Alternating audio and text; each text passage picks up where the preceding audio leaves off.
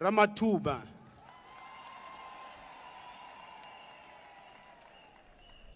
Let me also acknowledge all the current serving cabinet ministers and deputy ministers and former ministers. I've seen former Minister of Finance, Trevor Manuel.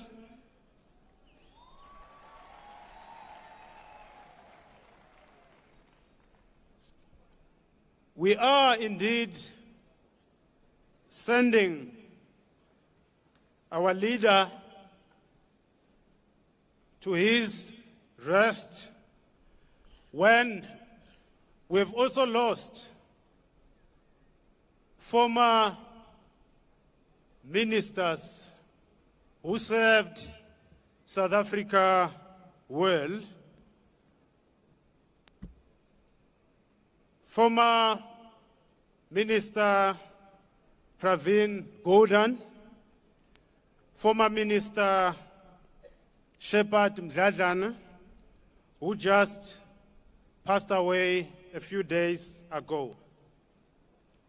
Let me also acknowledge members of parliament, provincial legislatures, mayors and councillors, the hosi ta hina, mahosi ashu, the kgoshi tsa rona. You are duly acknowledged, and everyone present here. Let me also acknowledge the presence of Archbishop Makgoba, the chairman. We need to change this. Supposed to be the chairperson, so that it's gender neutral, of Nedbank, Dr. Daniel Minele, who served with him in the Reserve Bank. In fact, he recruited him or encouraged him to get involved in the Reserve Bank as a deputy governor.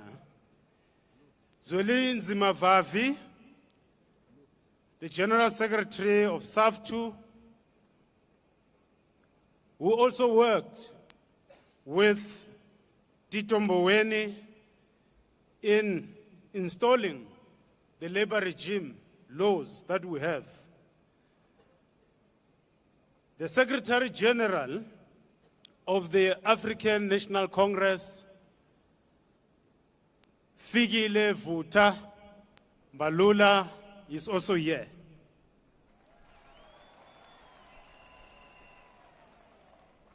The Deputy Secretary General of the African National Congress, Nomvula Mkwanyane, she's also with us. The Speaker of the National Assembly, Togo Didiza, is also here.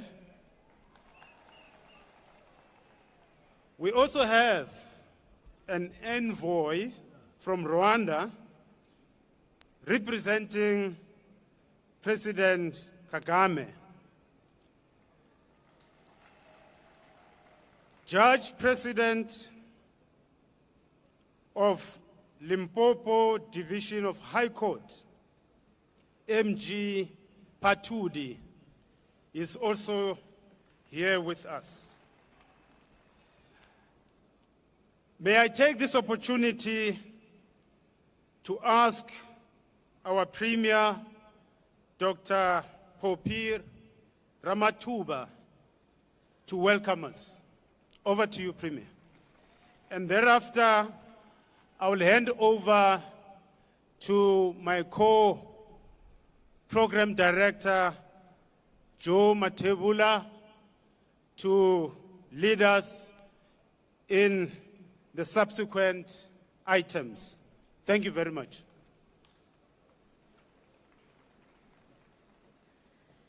Thank you, Program Director our Deputy Minister, Dr. David Masondo, and Tatana Joe Matebula.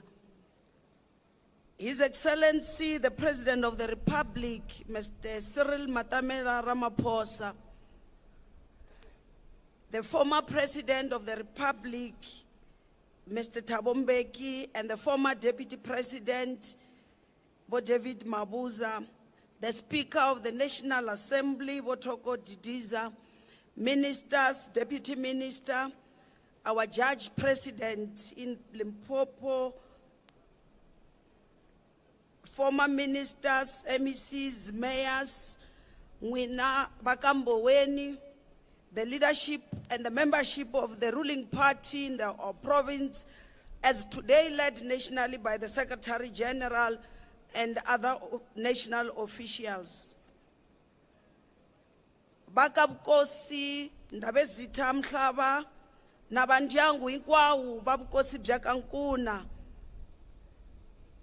Nangwina Bandyangu Wakamboweni, Nirikangwina Hinkwawu, Nwina Bakhandli Benhlonge, Nzamisheweta, Nakutisa Marito Yoshabelela, Kuhuma Kamfumo wa hina wa Xifundzhankulu xa Limpopo. Mr. President, it is rather awkward welcoming people during the times of mourning. Yet it gives me comfort knowing that I stand here to welcome you, to lay to rest an outstanding individual, a citizen of our beautiful province, Limpopo, who used his life to be a torchbearer of our province. So allow me, Program Director, to welcome you all to Limpopo, the place and home not just of Tito Mboweni, but also of the Big Six. The place whose expanse we share proudly with the lion, with the buffalo, with the elephant, with the rhino, the leopard, and the giant baobab. I welcome you to the place where the biggest trees grow upside down, where the maidens dance like pythons, where rhinos are made of gold, where a fish is carved out of wood. I welcome you to the place where warriors king came face to face with their oppressors and fought to lay claim of their land. Let me welcome you to the place where the queens possess rain-making powers. Welcome to Limpopo. This is how Tito Mboweni would have very much liked me to welcome you. Because he was not apologetic about a sense of place, he proudly spoke about Limpopo province. In between telling stories of 100 years of travels in Southern, Eastern Africa, Europe, and many other places, he set his foot, places of ideological and economic imperatives that became the hallmark of his later life, both as a minister and as a governor. Let me welcome you to the place of this descendant of Gugunyani, Kalanga himself, the Prince of Hosimhlaba, as he fond of saying that, and the son of the greatest expanse of this fruit basket of our province. Mr. President, when Tito called himself the Duke of the Duchy of Makhubasloof on social media, especially on Twitter, now X, we didn't contest and no one will dare contest, because we knew that he had made it a point that his 1.5 million followers in the country and across the globe get to know that there is a beautiful province in South Africa called Limpopo, and within Limpopo, there is a beautiful place called Makhubasloof. Makhubasloof was where he found peace and fulfillment, especially now during his retirement. He continued to share its beauty with the world. His passing has resonated deeply, not only within our communities, but also across the globe, of which tributes from local media and international outlets like the Al Jazeera, CNN, and BBC. This widespread attention is a testament to the impact he had on many lives. Since his campaign of Makhubasloof, no one can argue the fact that Limpopo has increased the number of tourists.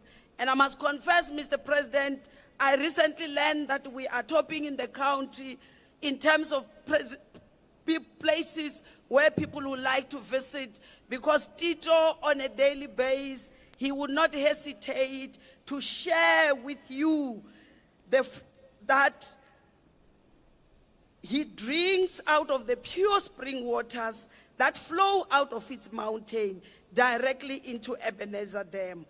Or whilst we are dangling in the valleys of its mountain, either water, canoeing, zipping, or traverse at the upper levels of our indigenous forest and ancient mountain cliffs. Tito spoke of this place and in so many ways invoking the heroic exploits of Kgoshi Makgoba, who fought colonizers until his demise in the beautiful mountains that many of you descended this morning on your way to this place. I'm sure you have seen those mountains that he used to tell you about. Tito Mboweni was beyond a self-appointed tourism ambassador of our province. Today, as a province, when we came up with our slogan and a campaign of #Tourism Thursday, where we urge every mayor, every councillor, every MEC to say on a Thursday, take time and use your data fruitfully and tweet and share the beauty of our province so that tourists can come, and we use tourism in terms of building our economy, where we will be able to create more jobs. Because Tito Mboweni was unashamedly doing that.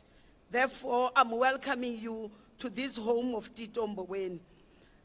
I should hasten to say that the young man that came out of Bodweni, Juliusburg, became an international leader, and even later towards his retirement from active politics, had become a true community representative. I'm saying this because, Mr. President, my personal interaction with Tito Mboweni, those of you who followed him, you might have seen when he says, my favorite MEC. Let me tell you, it did not come cheap. I remember when I was still the health MEC, Tito will just wake up and go and do rounds at Letaba Hospital without telling me. I'll receive a phone call where he says, my favorite MEC. Don't expect a good story to come out of it. He would be saying, I'm in your hospital. But then he was the Minister of Finance. And your hospital, you know how brutal he is. I can't even quote his language. He would be very brutal with the truth, explaining how dirty and filthy it is, how the attitude of our staff is. And I will have to wake up the following morning unannounced, have to go and cancel all my appointments. And when I go there and I do what I usually do and become unpopular on Twitter, Tito will be the one to call me and say, you are on the right path. You are not selling ice cream. You don't have to be loved. You must weep when people are not doing what they are supposed to do. Just recently, before his passing, he visited his old primary school, where he expressed his concern for its condition, even taking time to engage with the learners and share his memories with them. To keep his legacy, I'm calling all of you who are here so that together, because I made that commitment, together with the MEC for Education who is here, we must go and make sure we fix that school in memory of Tito.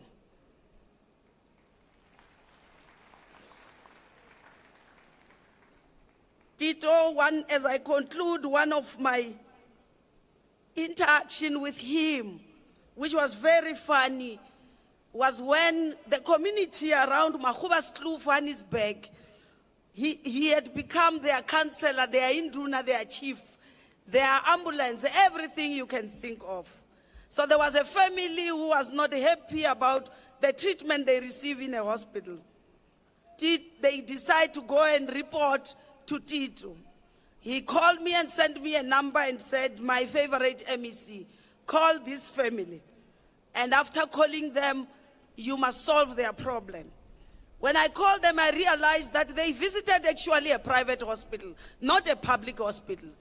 I call him and say, former minister, my governor, it is not me this time around, I'm not guilty, it's the private hospitals. Then he asked me, by the way, my MEC, are you the MEC for public health or the MEC for health? Who gives those facilities licenses? Go and fix the problem. That is what Tito has been to me. Therefore, as I welcome you,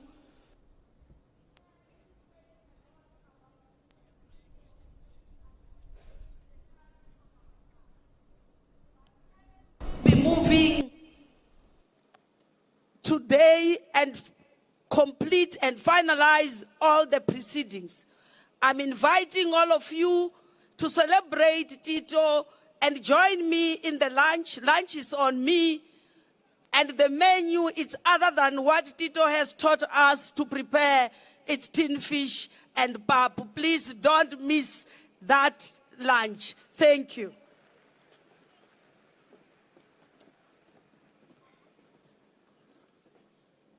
Rekodibu wa Mkololo.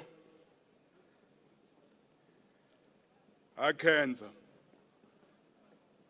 We want to acknowledge the presence of the chairperson of the African National Congress, Gwede Mantashe. We also have amongst our midst the provincial secretary of the ANC, Madaje.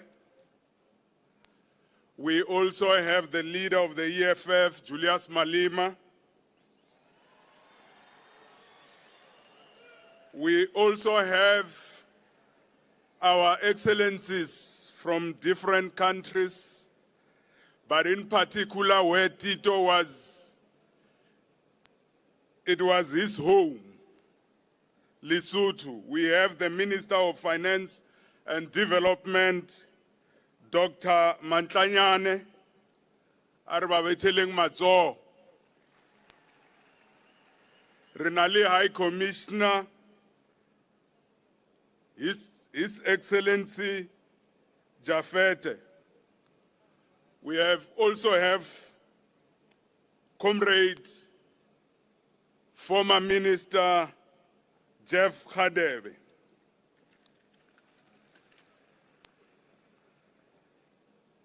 Akenza President Cyril Matamela Ramaphosa, Rekodibu wa Msanda. Ikenza kunyika ndoda leya ka hina ntirho wo xiximeka wo tani. Anu ku hi va bela mavoko President ku ri va nyike Tito category 2. Ikenza na preparatory committee ya ka Mboweni leyi a yi ri le Joni yi lidiwa hi Alto Mboweni, na preparatory committee leyi a yi lidiwa hi Stanley Mboweni.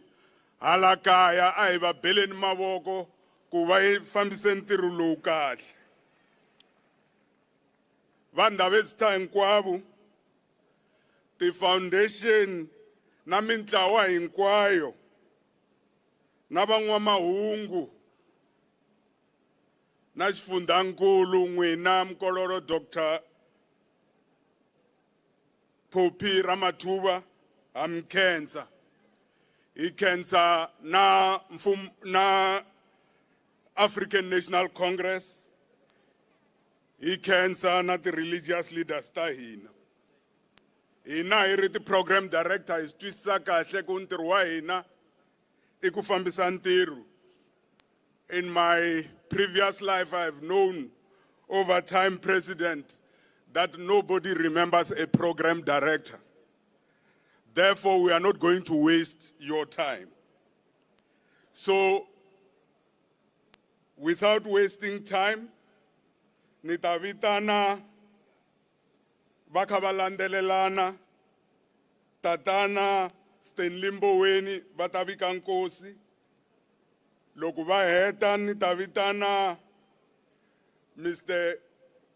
Colin Coleman lava nga kusuhani na vona va ta va interpretela ku ri va ta xixima mutirhisani na vona Tito Mboweni. Ni nga zangi ni vuya ni ta vitana Princess Mnisi a ta hi nyika musical item kusuka kwalaho ni ta tlhela ni vuya hi ya mahlweni. Tatani Mboweni.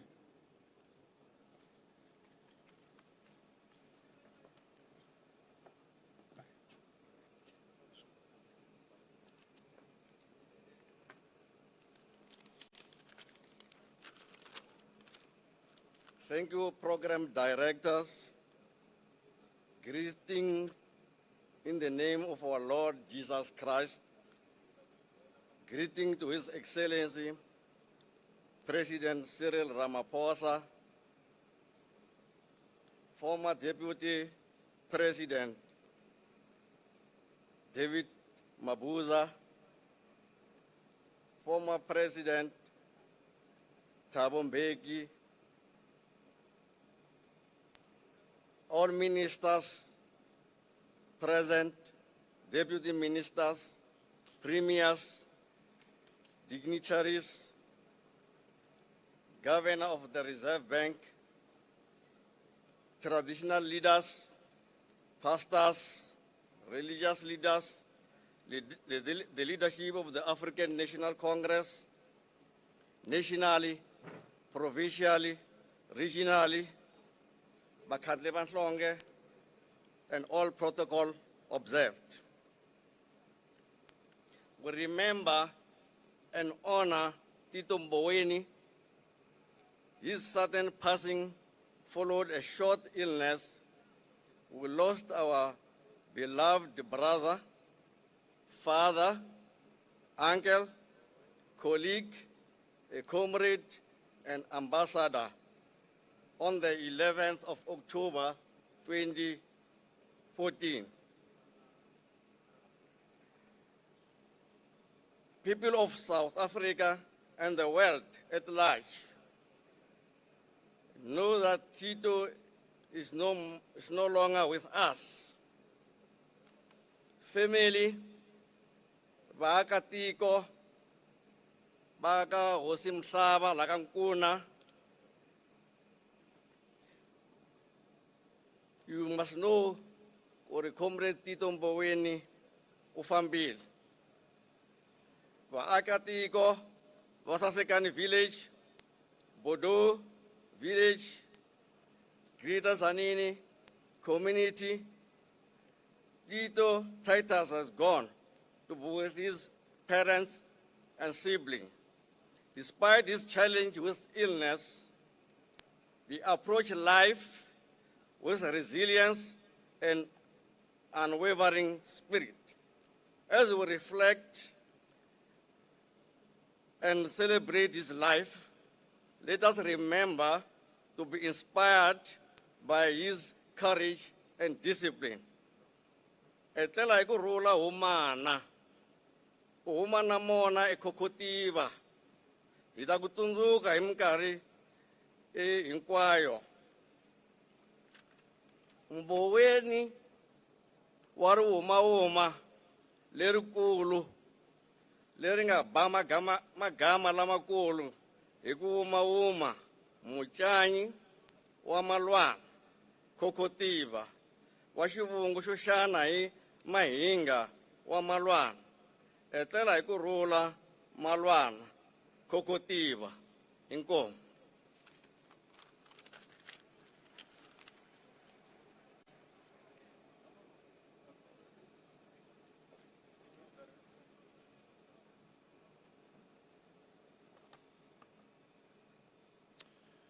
President Ramaphosa, former President Mbeki, the entire Mboweni family, dignitaries, friends, and fellow South Africans.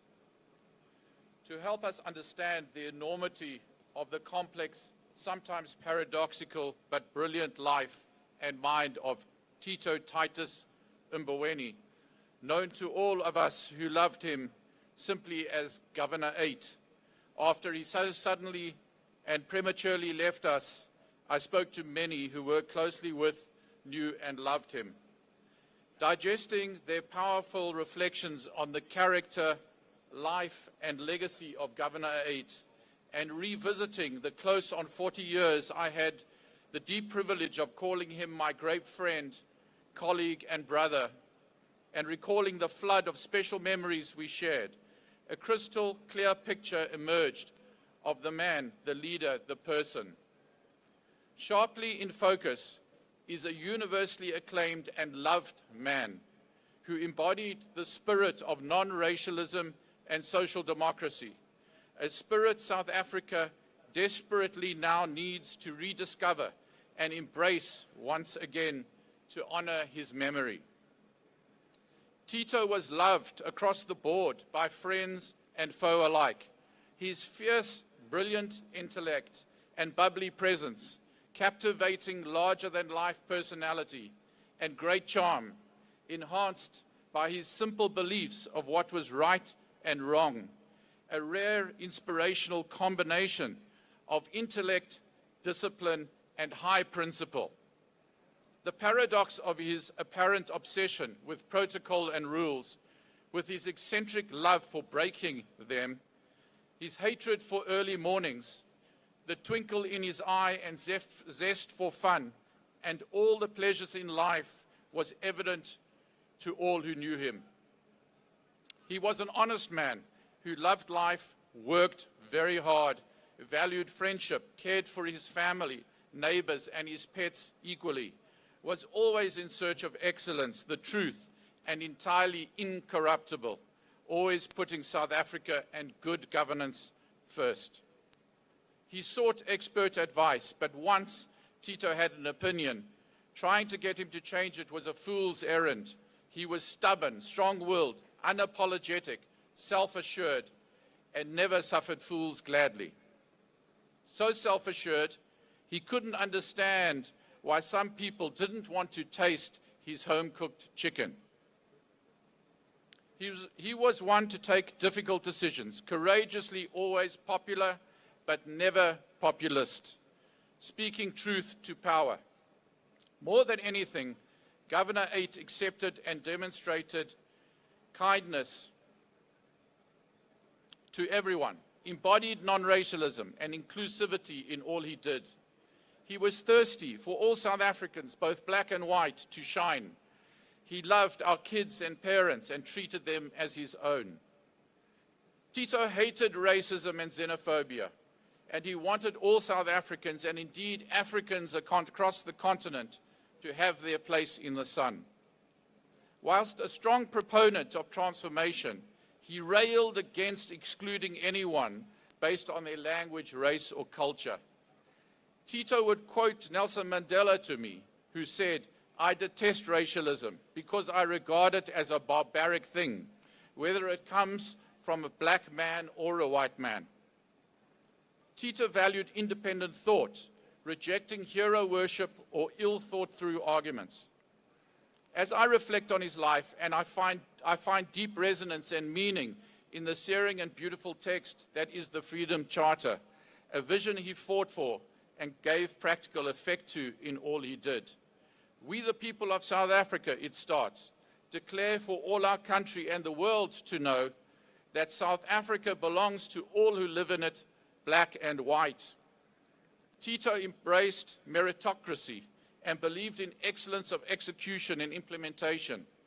Would Tito not have agreed, as the Freedom Charter promised, that all people shall be entitled to take part in the administration of the country, and that the rights of people shall be the same regardless of race, color, or sex? When Governor 8 defended Afrikaans as a medium of teaching, was he not expressing an argument made in the Freedom Charter that all people shall have equal rights to use their own languages and to develop their own folk culture and customs? Governor 8's legacy as the godfather of South Africa's democratic era economic policy can best be seen in 6 hugely important achievements over his storied career in managing the post-apartheid economy. Firstly, shifting economic policy towards a market-led mixed economy, reflecting global best practice he observed as he traversed the global stage. then giving birth to the Labor Relations Act, which legislated many of the provisions of the Freedom Charter that called for all to be free to form trade unions, to make wage agreements with their employers, to draw full unemployment benefits, men and women to receive equal pay for equal work, a 40-hour working week, a national minimum wage. Jay Naidu, the former Secretary General of COSATU, told me this week that Tito was simply the right person at the right time to negotiate this nuanced and complex legislation, whilst Jonathan Oppenheimer pointed me to the supreme subtlety in its drafting. Thirdly, eliminating the $25 billion net open forward position and then building $50 billion of foreign currency reserves was central to protecting the value of our currency. Tito's introduction of the inflation targeting policy, bringing down rampant double-digit inflation to the target band, was his signature. Governor Eight always argued inflation was the biggest enemy of the poor and hit them hardest. Introducing the social relief of distressed 350 Rand grant as part of the COVID relief package, which he knew, once introduced, would likely become a permanent feature of the social welfare support package for the poorest and most destitute South Africans. And lastly, reimagining the operation and ownership of network industries, which led to the formation of Operation Vulindlela, now the centerpiece of the government's partnership with business, seeking to turn around the performance of energy, transport, and other critical backbone infrastructure, the essential precondition for reigniting economic growth. These achievements are in stark contrast to the young man Ronnie Kasrils recalled when he first met Tito in Lusaka in the ANC underground, telling me of this very bright young man who slept in the safe house when he was part of an underground unit with an AK-47 keeping him company alone at night, looking after the unit's dog Henry. This young man, who would later become the minister, the award-winning governor, the chairman of companies, chancellor of universities, Governor Eight. As we join the Mboweni family in mourning their devastating and our devastating loss, I can now see our dear departed Bra Tito walking hand in hand, laughing and arguing with OR, my father Max, PG, Jabu Mabuza, our great friends Peter Matlari and Jennifer Oppenheimer from our dinner club he and I started 24 years ago, inspired by Madiba. Governor Eight, alas, now in heaven, lived a huge life. He knows his race has been run and his life's work is incomplete, that he leaves us now, his family, friends, and his beloved people, to ensure his and our dream of a non-racial, prosperous, democratic South Africa is fashioned into a reality for all. But I imagine Madiba slapping the governor approvingly on the back, one of his own, one of his best, handing him an extract of the famous Rudyard Kipling poem as a celebratory welcome gift to heaven. A beaming Tito proudly reading out aloud his favorite passage. If you can talk with crowds and keep your virtue, or walk with kings nor lose the common touch, if neither foes nor loving friends can hurt you, if all men count with you but none too much, if you can fill the unforgiving minute with 60 seconds worth of distance run, yours is the earth and everything that's in it, and which is more, you're a man, my son. Thank you. Thank you. Ika evitana Princess Mnisi. Loko va heta ita kombela marito a ku xixima hi mudyondzisiwa Miss Munhlahla. Ita kombela na marito ya ku xixima hi Miss Sindisiwe Koyana. We will also want to acknowledge the presence of the Premier of Mpumalanga, Mr. Mandla Ndlovu. We also want to acknowledge the presence of COSATU, the Deputy General Secretary, Gerald Twala, also the National Chairperson of the South African Communist Party, Dr. Blade Nzimande. Awushiababa, Princess Mnisi, and Dankar.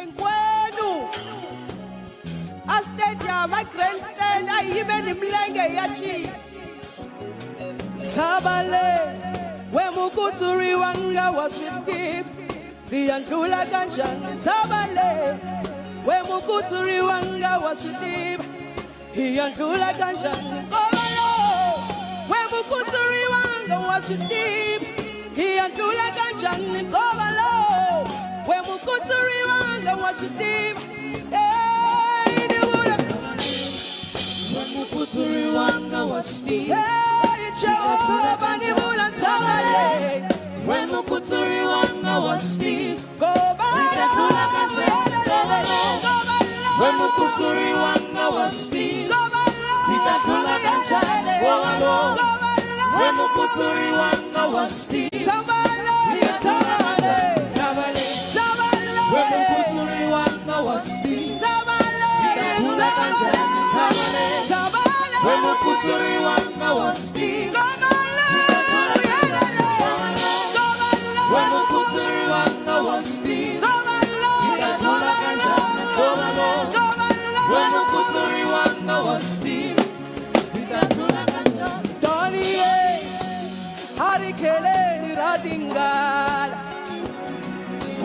Vida, harangutane na Goliate.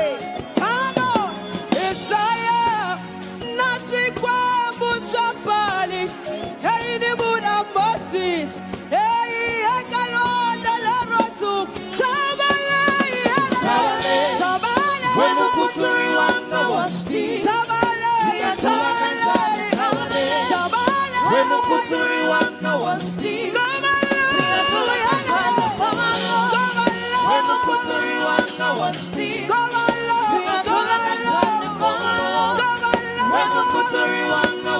What's the band? What's the band? What's the band? Mike! Check!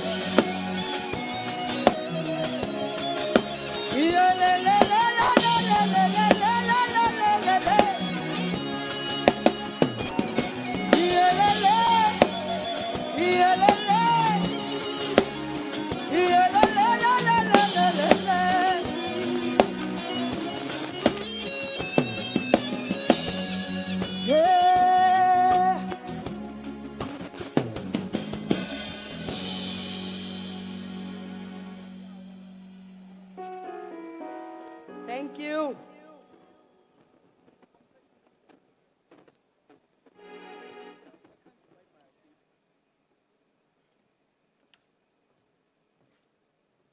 Akhenza ababheli maboko. Ms. Sindisiwe also advanced to the stage. Approach.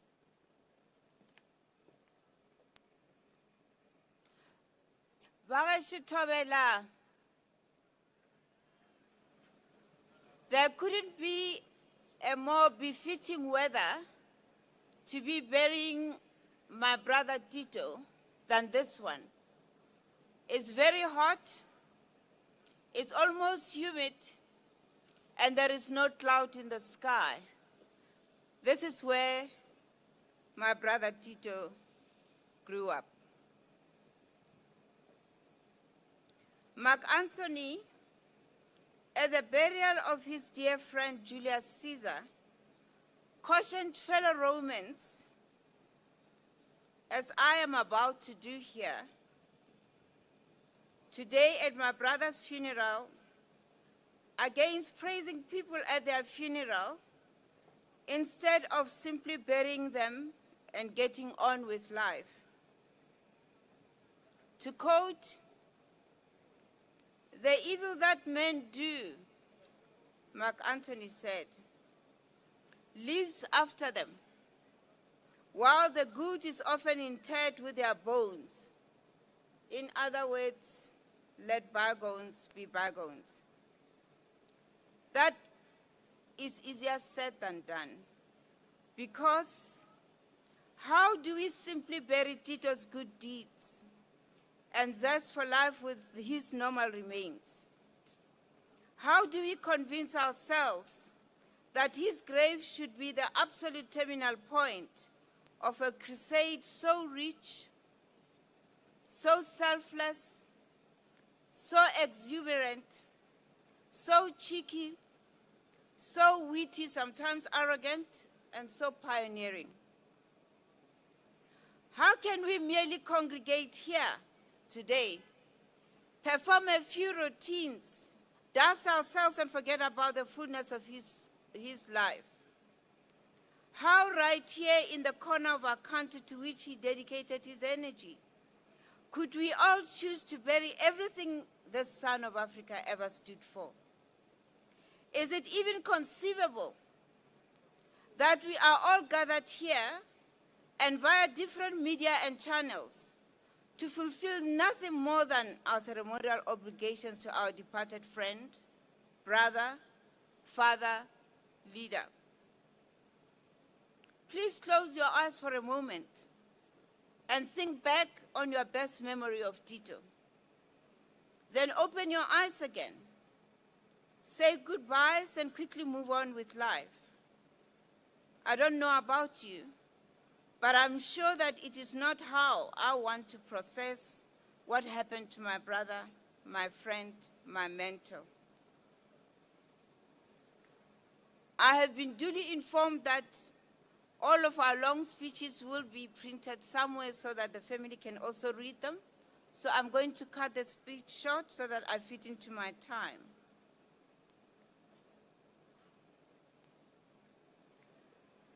Tito, he possessed.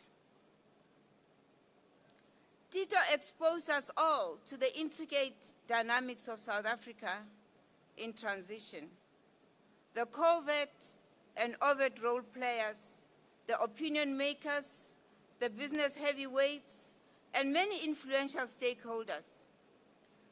We got a chance through him to interact with investors, multinationals, and the characters behind the strategies and decisions of our country.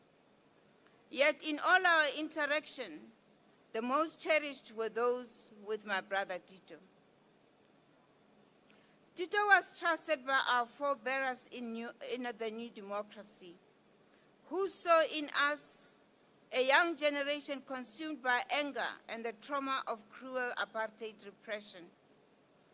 In him, the founding fathers and mothers of our country and democracy saw a bright young mind with a work ethic they could deploy and a charisma they could depend on to win over the critical mass of intelligentsia to rally behind the post-apartheid 1994 reconstruction agenda. Tito was part of the generation that made it their mandate to lead in uncertain terrains, plotting as they built our reimagined and at the same time our challenging country.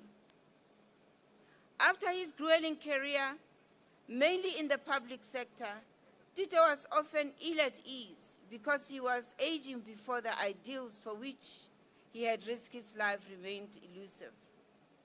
His contemporaries certainly can identify that anxiety.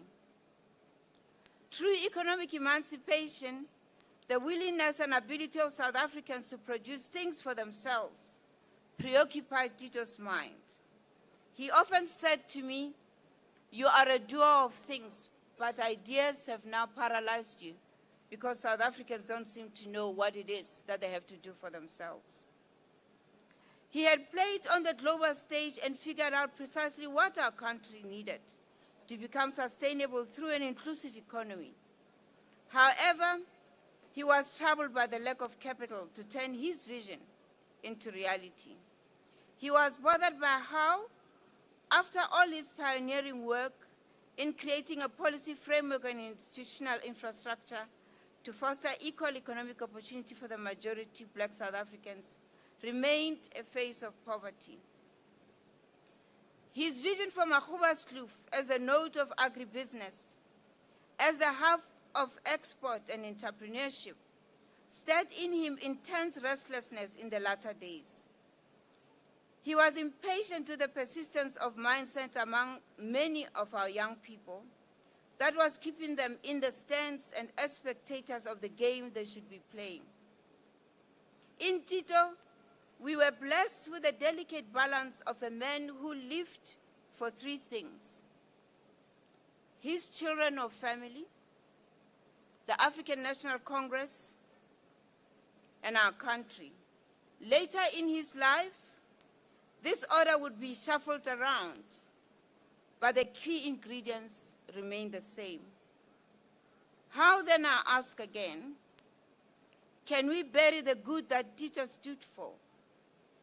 Caesar was killed by conspirators who afterwards tried to convince fellow Romans that his assassination was justified. The conspirators attempted to kill the legacy of Caesar by equating his fervent wish to see a prosperous Rome as ambition. The kind of ambition that had to be clipped and by all means necessary. That is what we do sometimes. And each time, we opt to forget our departed friends, family, colleagues, our leaders. We do not waste the sacrifices made by people like Tito Mboweni. If we bury the good deeds of Tito with his bones today, if we forget his vision, his legacy, if we betray his overdue ideal of economically prosperous Limpopo, of a duly liberated South Africa, and an economically self-reliant Africa, then in the words of Mark Antony, our judgment has, I quote, fled to brutish beasts, and we have lost our reason. As for me, I would like to say in closing to the family, your son of Limpopo to the family is our son, all of us as South Africans, and we will miss him. And to those who were his comrades in the African National Congress, as I said earlier, the ANC was everything to my brother Tito, and he believed that the ANC will remake itself and become stronger again. To the people of South Africa, we live in one of the most beautiful and potentially prosperous countries in the world. As Tito says, for it to thrive, it requires each one of us to understand how we can play our role to grow our economy. It is no longer about sitting back and waiting for government to give us something. We can begin to think about how to make a place such as this one, Yamakhoba, this one that gave Tito solace, to think about how we play a role to make this country one of the best in the world. Robalaka Kucho, my brother, my mentor, everything that you have shared, I appreciate you. Thank you.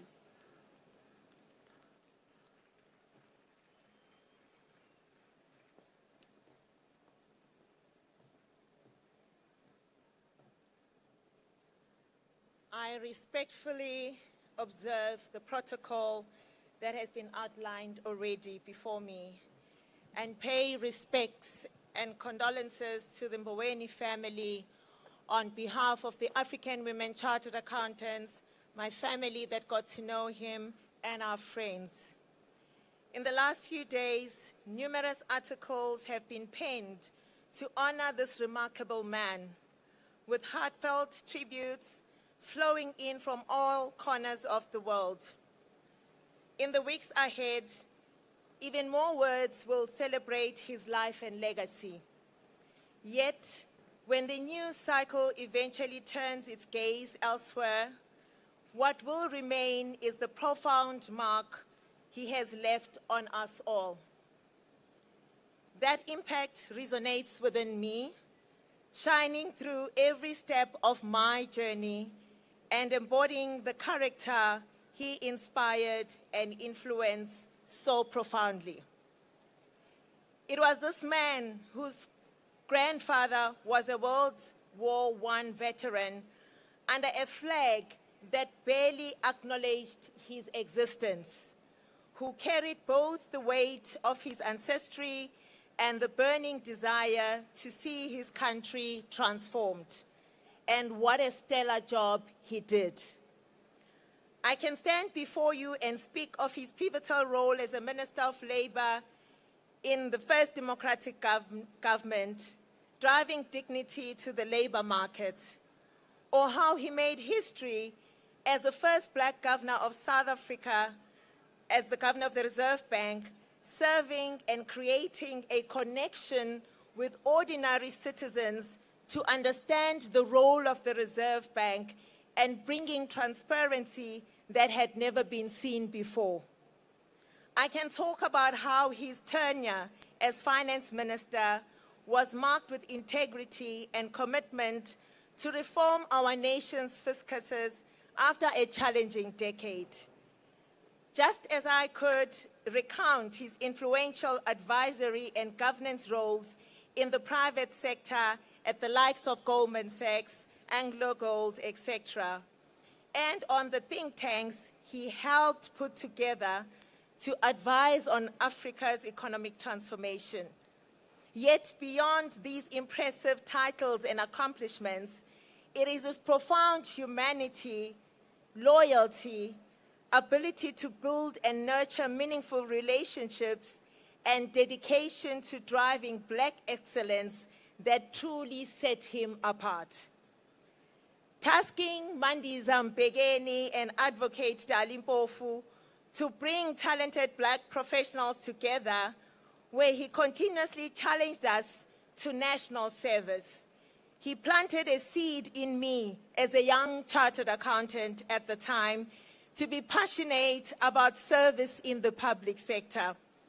As a result, my first public sector board role was on the board of the SA Mint, a subsidiary of the Reserve Bank, where I served on the audit committee. I know people like Sistidi Mukhabuti Manasseh served on the main board of the Reserve Bank. It was during this era that he cemented himself in my life as a mentor, whose name still to this day is cited as a reference in my CV and profile. As the first patron of the African Women Chartered Accountants Forum, he inspired us to boldly advocate for transformative power of education for all black women, African, Indian, and colored, believing deeply that an endless pursuit of knowledge is the key to empowerment and professional excellence. He urged us to truly embody our African identity by looking beyond our nation's borders to reach across those artificial lines that divide us to truly create an organization that would embody African unity. This seed has been planted in our sister organizations and collaborations in Namibia, Zimbabwe, and Ghana. He emphasized the utmost discipline in how we presented ourselves as professionals, showing up on time, at our best, reminding us that our true value wasn't in merely establishing another black professional organization, but rather in modeling excellence and maintaining relevance to our members. The organization got to embrace our disciplinarian patron and mentor who never minced his words. He was pleased when the AWCA honored the late Minister Stella Sikau as our inaugural AWCA Woman of Substance for her role, like him, Kumkani, in building the cohort of black professionals to lead in the public sector, especially in state-owned entities.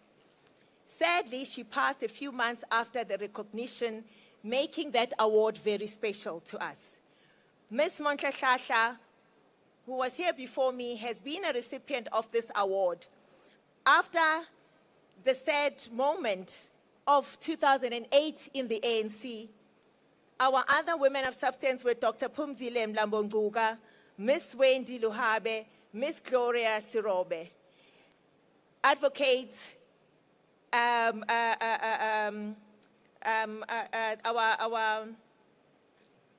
public protector as well. At that point, we were threatened for the women we were recognizing. I remember my husband encouraging us and even recommended that we seek counsel from Kumkani. As you would expect, he stood right behind us and asked us to speak truth to power. At our last AWCA out to lunch, he challenged us not to only serve in public service, but to roll our sleeves at political branch level as time had come for the younger generation to lead. He went on to quote a Bible verse, which our AWCA administrator this week reminded me was from Isaiah 55, verse 12, and reads as follows: "For you shall go out with joy and be led out with peace. The mountains and hills shall break forth into singing before you, and all the trees of the field shall clap their hands." A close quote.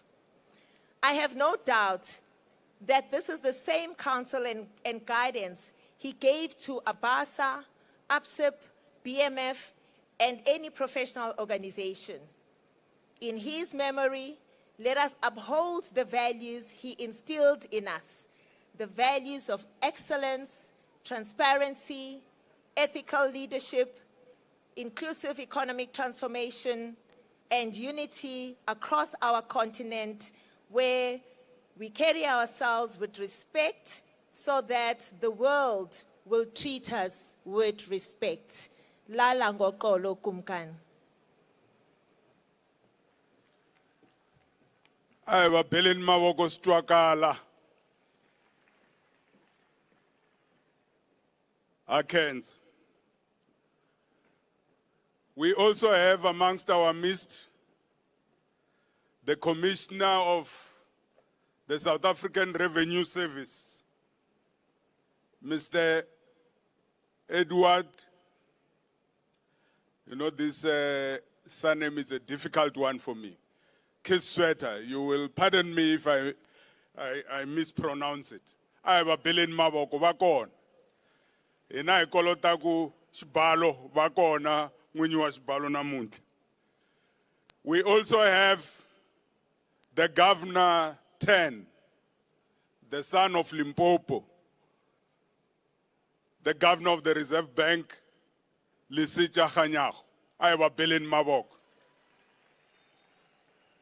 So you can see Limpopo is not only far, hot and dry, it produces the best quality brains. As Belin Mawoko, so Comrade Gwede Mantash. We shall now proceed. He Kombela musical item, Princess Mnisi, Loku Vaheta, Kutata Kushishima Imgana, Dr. Ngwaku Ramatlhodi.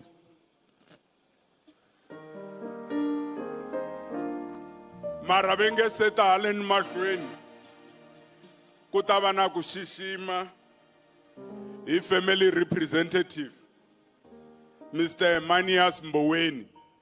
So itachinja program Nzongo, Mr. Manias Mboweni, Kutasungla Ngwina, Dr. Ngwaku Ramatlhodi. Mara, all of you, we request you to come on stage. Princess Mnisi. Imuchabeleri wa moyo wanga, wayichabeleri, uchabeleri,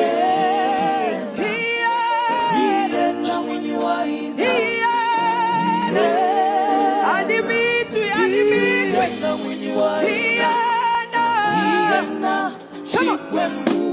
imuchabeleri wa moyo wanga.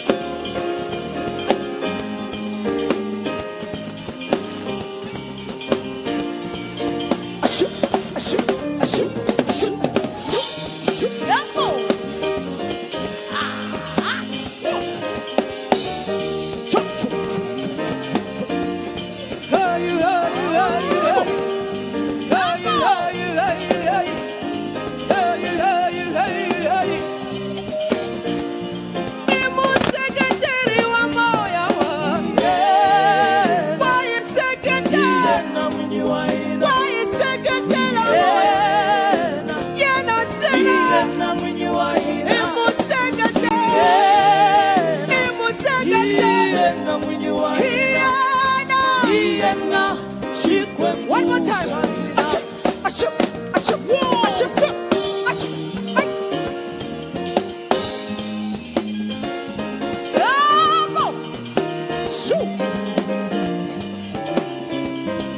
Así para el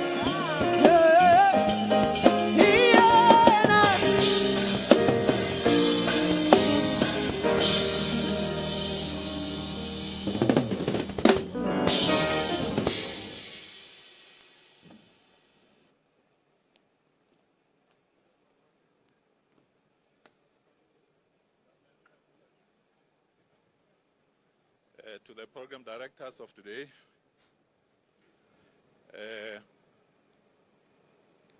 Kensa Ngalomi nganyika wona. Thank you, sir. Thank you. Kensa Ngalomi nganyika wona, program director. Kuba hi komisa ku vulavula ka hina hi ta ku all protocol observed. Hi yimela endyangu wa vacanyi, endyangu wa humana. Laha enhena leya ka yi nga tswariwa kona. Tito I tswariwe eBodweni, mi swi twile hi nge repeat, swi hlayahlayiwile hinkwako ni ka ti social media ni ka media hinkwayo kusuka loko swi ta va swi humelerile. Kambe hi ku komisa hileswaku I jaha leri a ri ri last born eka vana va Nelson na Manpheki Mboweni. Jaha leri kusuka ekusunguleni ra ha ri ritsongo ri tikombe ri ni vutlhari swinene. Tito showed his brilliance while at a very, very young age. Mina loyi ni vulavulaka lana hi nghene swin'we xikolo. He was very intelligent. A swi kota na ku replace a thichara loko thichara ri nga ri kona etlilasini. He distinguished himself from his peers because he liked debate. You know, he liked engaging in serious debates, especially around the issues of history and economy. A hi swi vona loko hi ri na yena xikolweni leswaku munhu loyi u ta ya kule swinene. Ye ya vona evutlhari bya Tito loko a hi balekela la tikweni kwalomu ka ma 1980s. Hi twa hi ti rumors ku nkarhi luwana a wu fanele u hleva loko vulavula hi munhu loyi a nga famba la tikweni. Swi tshamile nkarhi wo leha hi nga tivi ku ri Tito I kwini, hi nga tivi ku ri Tito u ta vuya.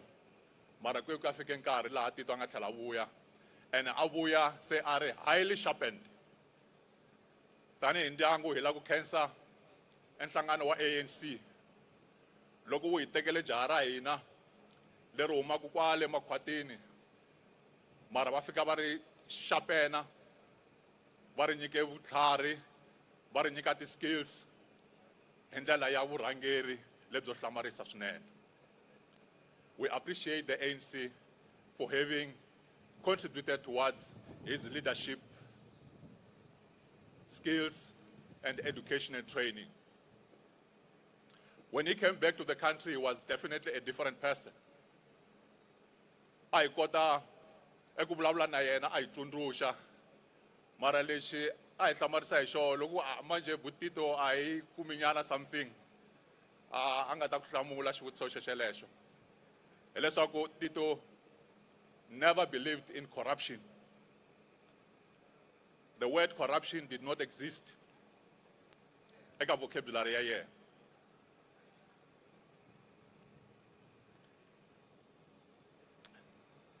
Tani ndyangu hi khensa swinene loko Tito hi nga n'wi xerangi hi ri hexe hi ri va ka Mboweni ntsena kambe hi n'wi xera na tiko hinkwaro ra South Africa na misava hinkwayo.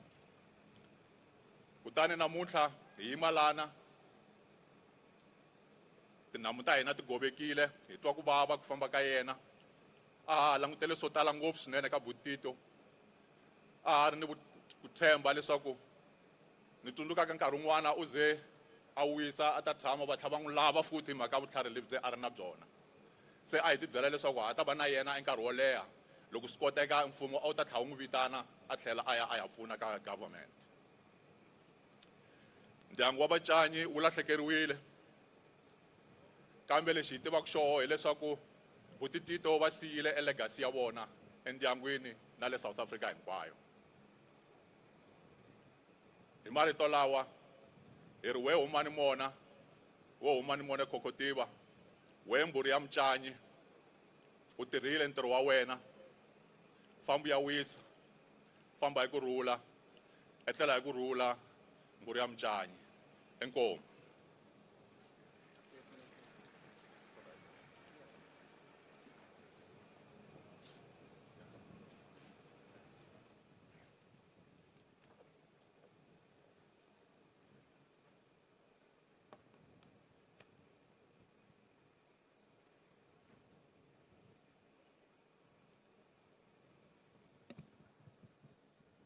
Amandla.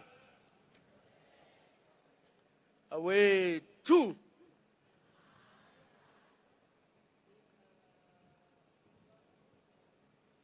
Program directors.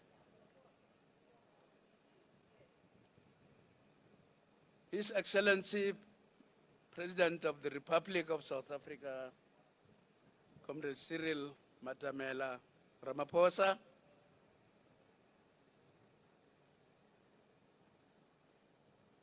His Excellency, former President of the Republic of South Africa, President Tito Mboweni,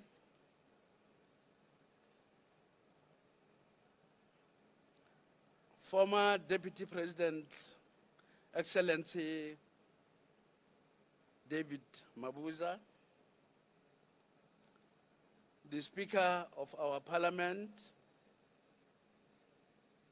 the Mboweni family as led by Joe Mboweni,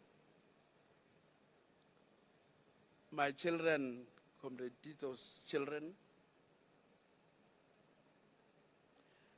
the Premier of Limpopo and premiers, other premiers here present, the Judge President of the Limpopo Division of our courts,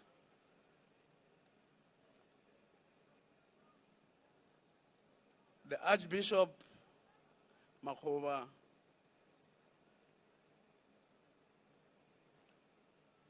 ministers and deputy ministers, mayors and councillors,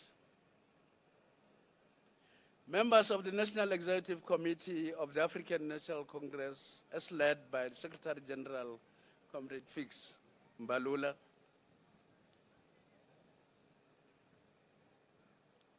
Comrade Julius, Commander-in-Chief, the leader of the EFF, and leaders of other political organizations that are here. Compatriots, comrades and friends.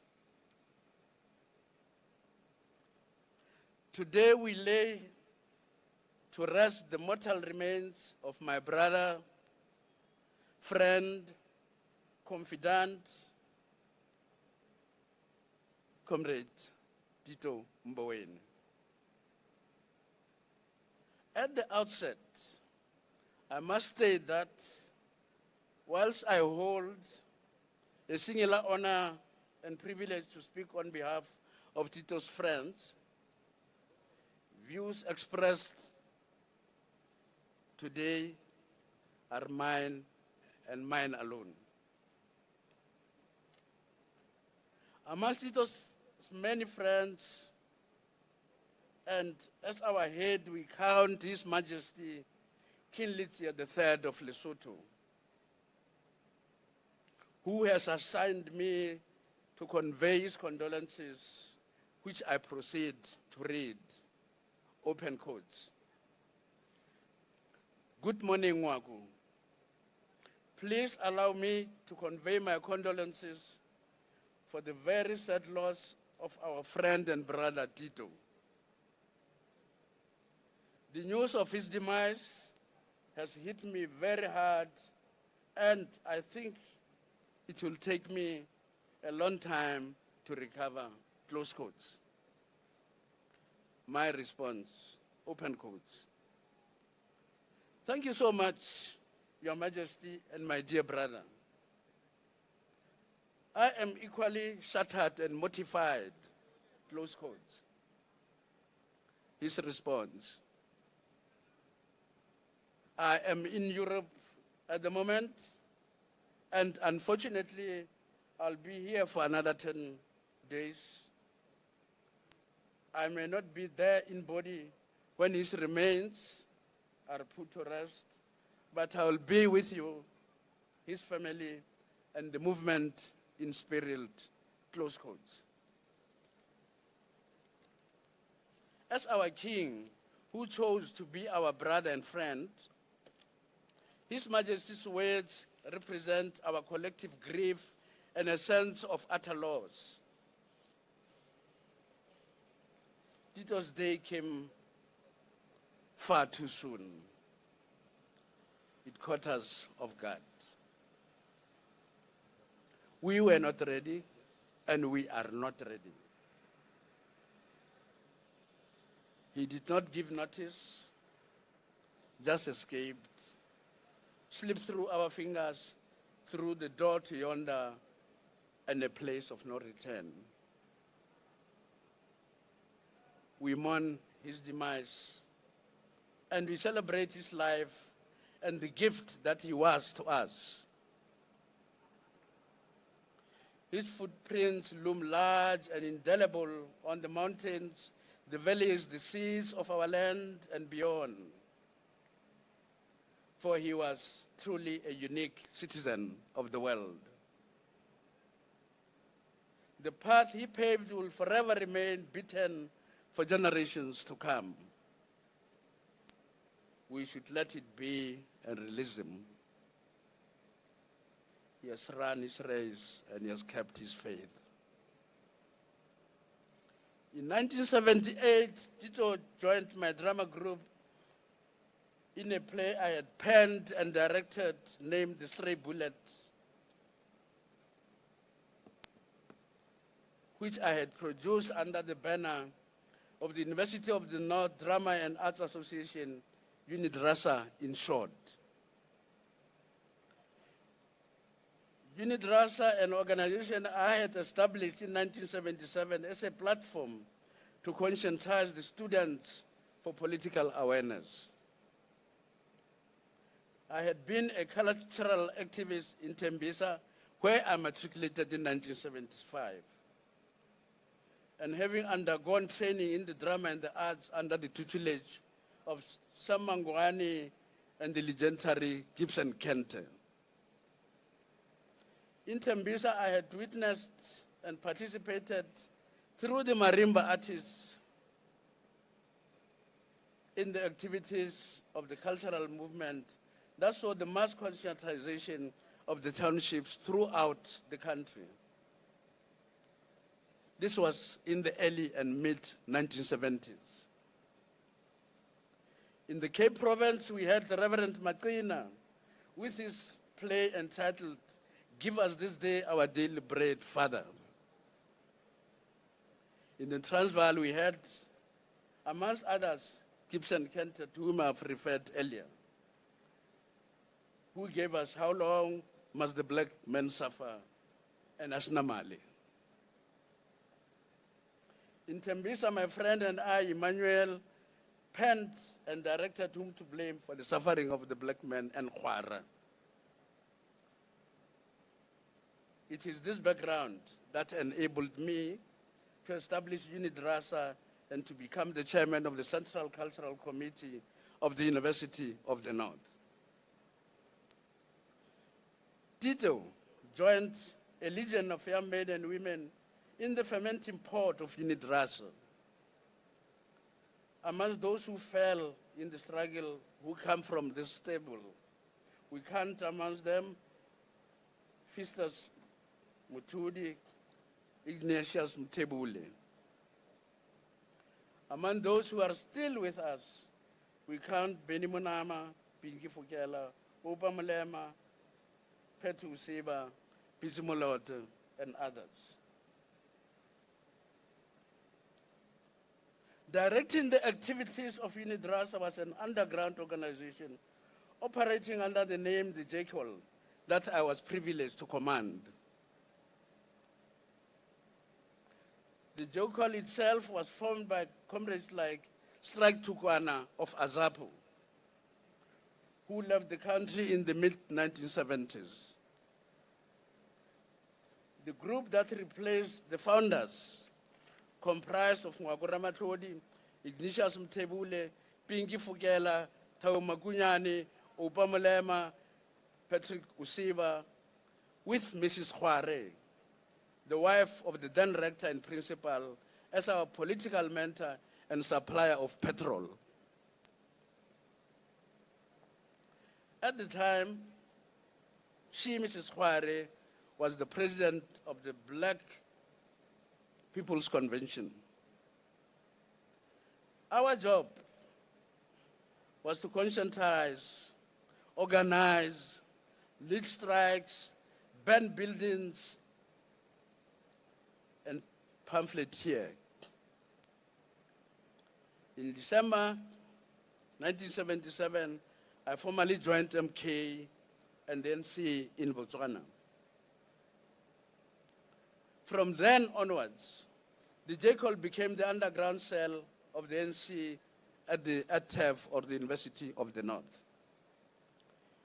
UNIDRASA became a filter through which we recruited the students into political and military underground. The TEFLOP cell reported directly to Botswana. However, we had contact with Swaziland through Ignatius Mtebule and contact with Lesotho through Thabo Makunyane.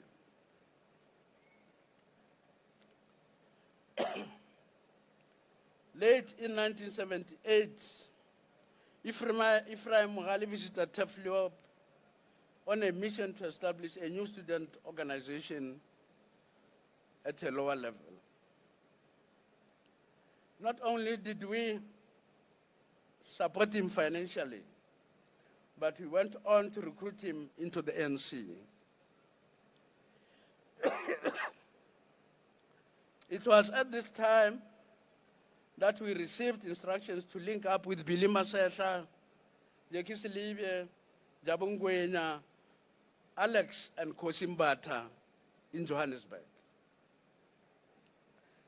Through these cells, the NC directed the formation of COSAS and AZASO, later renamed SASCO, as the NC aligned student organizations. That led the struggle to popularize the Freedom Charter throughout the 1980s. COSAS and AZASO were formed in 1979, a few months apart. Tito was an active and enthusiastic participation in the activities of both these organizations. I get some water. Someone is drying my throat. I left for exile in Lesotho in 1980, and a few months later, Tito Mboweni, Sheikh Mkhonto, Puletsatsi, and Desmond Khadebe followed me to Lesotho. There he joined political classes I was conducting while we were in Maseru. And later, he became a member of the drama I had written and directed at the National University of Lesotho. In 1983, we were both elected to the SRC. He as the Secretary for Communication, I as the President. In 1984, during one of my training visits to Angola, my training was cut short, and I was dispatched to Lusaka, Zambia. When I arrived in Lusaka, I found Tito in the same house, same safe house where we stayed together. We spent a week being debriefed by President Oliver Tambo and his high-level team at the NC headquarters. At the end of the week-long session, we were appointed as co-special presidential envoys to Lesotho. A mission we accomplished with distinction.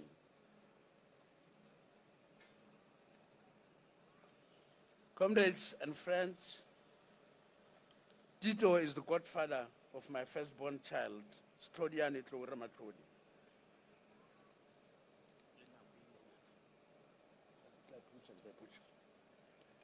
Otherwise known as Tapelo. I was part of the delegation that negotiated the dowry of Mamukotana and his former wives.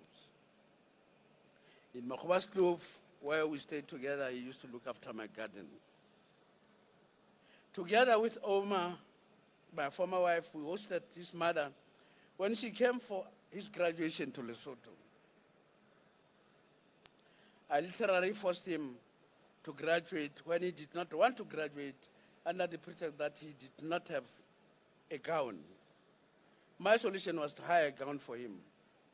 I taught him how to drive a car in Yeoville, in Johannesburg.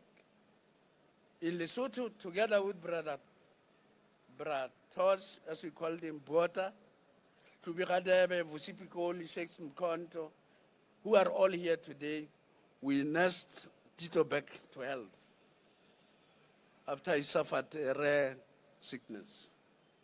We did this under the supervision of Father Michael Lapsley, in whose house we stayed. Let me skip some parts of my speech and go to the last portions.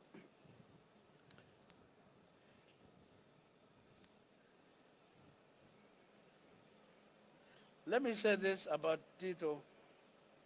It is now evident that I have known Tito for more than 4 decades. He was a highly principled person who stood up for what he believed in. And if that meant him taking a beating, he was prepared to do so. Twice he walked out of my dramas because he disagreed with me. Twice he returned upon persuasion. Given any task, he would accomplish it and later explain how difficult it was to accomplish it instead of the reverse. He was simple but arrogant fellow, a village boy who fitted very well in the royal court. He was shabby to the extreme and highly well dressed to fit the occasion. Above all, he loved his country and could be a good friend. Our decades-long friendship bear testimony to this. He died a very unhappy comrade. As we used to spend a lot of time discussing issues facing the movement and our country in particular, the fate of the National Democratic Revolution. On Saturday, the 22nd of June, 2024, he sent me a quotation from The Tale of Two Cities, which reads thus, and I quote, "It was the best of times. It was the worst of times. It was the age of wisdom. It was the age of foolishness. It was the epoch of belief. It was the epoch of incredulity. It was the season of light. It was the season of darkness. It was the spring of hope. It was the winter of despair. We had everything before us, and we had nothing before us. We were all going direct to heaven. We were all going direct to the other way. In short, the period was so far like the present period that some of its noisiest authorities insisted on it being received for good or evil in the superlative degree of comparison only, close quote. This message, comrades and friends, was sent to me as part of the difficult conversations we have been having in recent times. I choose not to quote the date when they have no right of reply. That is why, as I go towards my conclusion, I leave his perspective to the few words he sent to me. However, I'm at liberty to tell what I told him. My argument was that we are currently faced with a classical situation of the mating of a black spider. Regarding the fate of the National Democratic Revolution, to the uninitiated, the black spider has a peculiar way of mating. In season, a male spider is consumed by an overwhelming desire to mate. He is aware of the fact that he is certainly going to be eaten. In the heat of the moment, nothing matters but the thought of the sweetness that comes with the act. I truly try to understand his reckless behavior, and I conclude, the poor fellow must be saying to himself, we all must die at some point, so I may as well die a happy man. Fortified by all-consuming desire, he marches on to the waiting predator, female spider. On the other hand, the female chooses his fellow out of others and allow him the privilege to access her. In matters of procreation, it is the female that has the final say as to who to mate with, and not the other way around. In this case, even the female spider must have some affection for the chosen one. The strangest thing is that the act of intimacy is concluded when the female is the beloved partner. Her satisfaction results from the killing and eating of the partner she so much loves. Once consumed, he is beyond a point of no return, never to come back again, but satisfied nevertheless. Thank you, program directors. Amandla.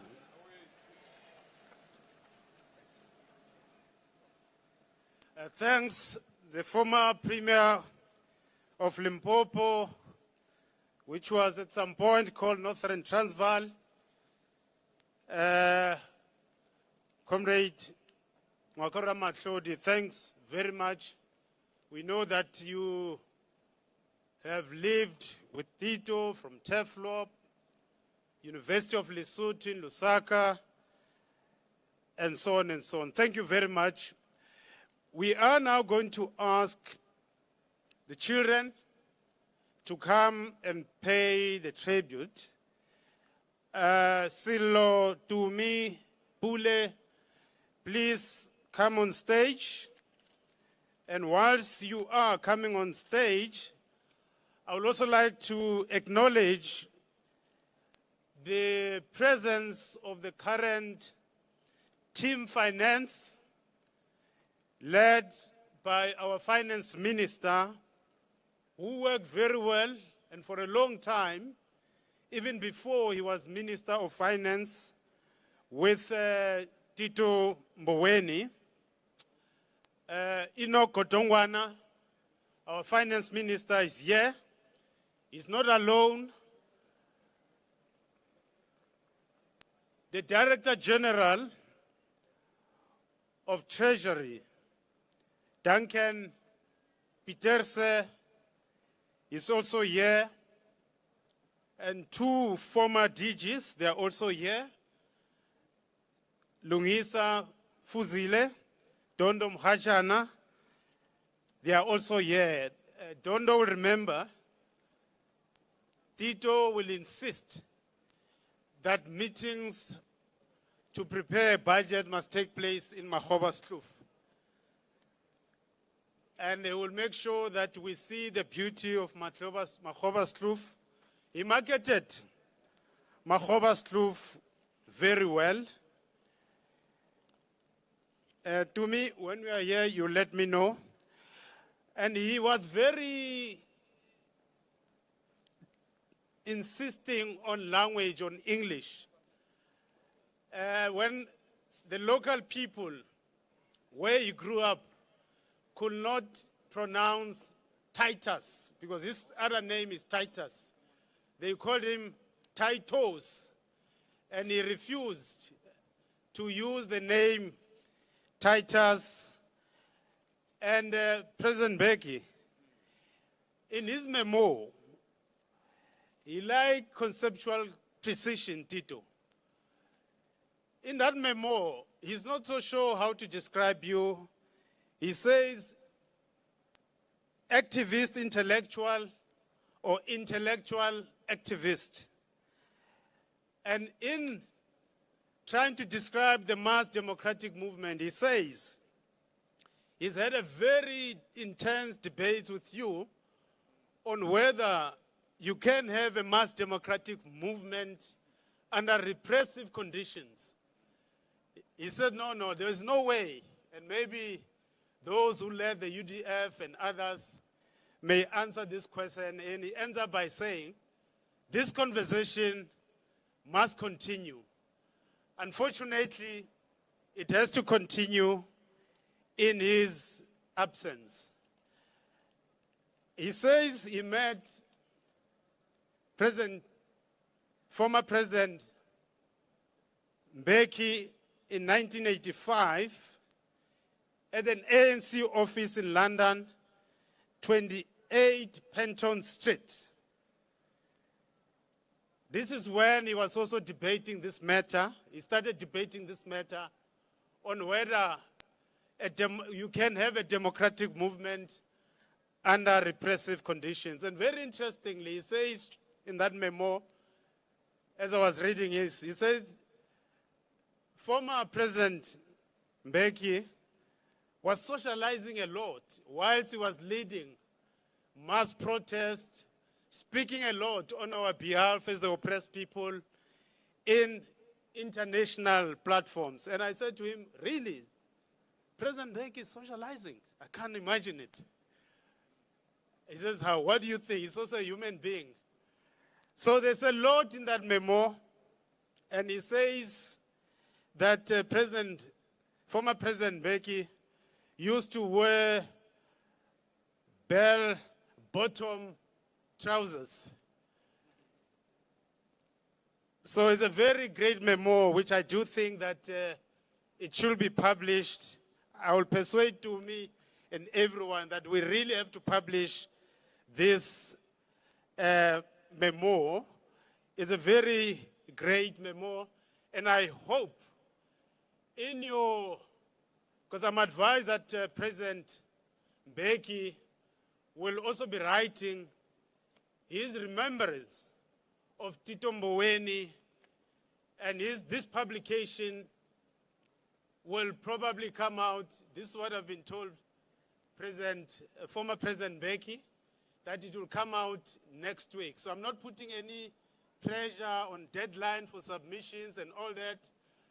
I'm just conveying what I've been told, and I'm looking forward to that memo, and I'm sure many South Africans will read this together with some of the speeches that we've got to cut short because of time. Let me hand over now to Silo first. You know, to me, you're a dictator. I'm a program director here. Okay, he's saying Silo must start. Silo, I have no powers. So, Silo, go ahead, please.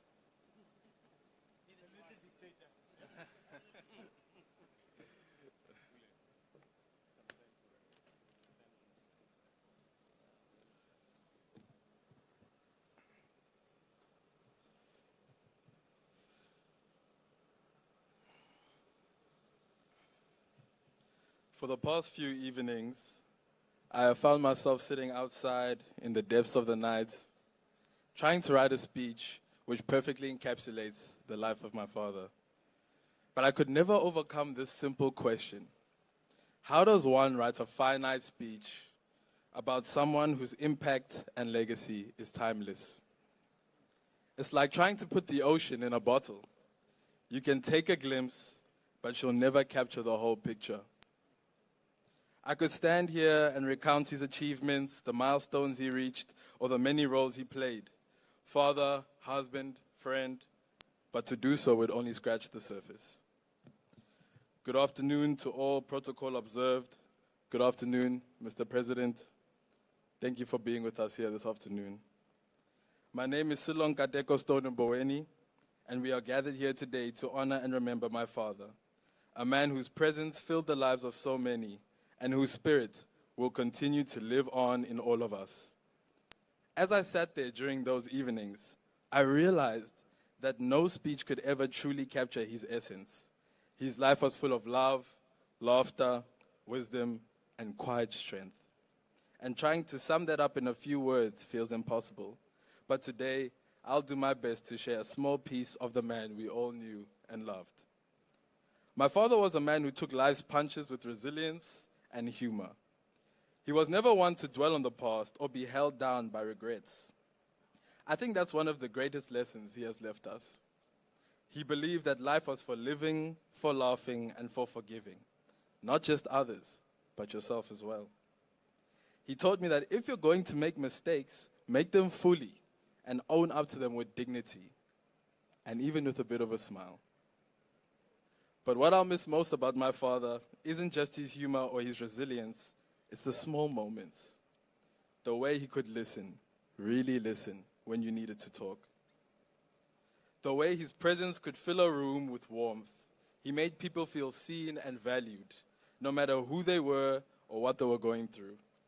He had a way of simplifying life's complexities, reminding us that at the end of the day, all we really have is each other.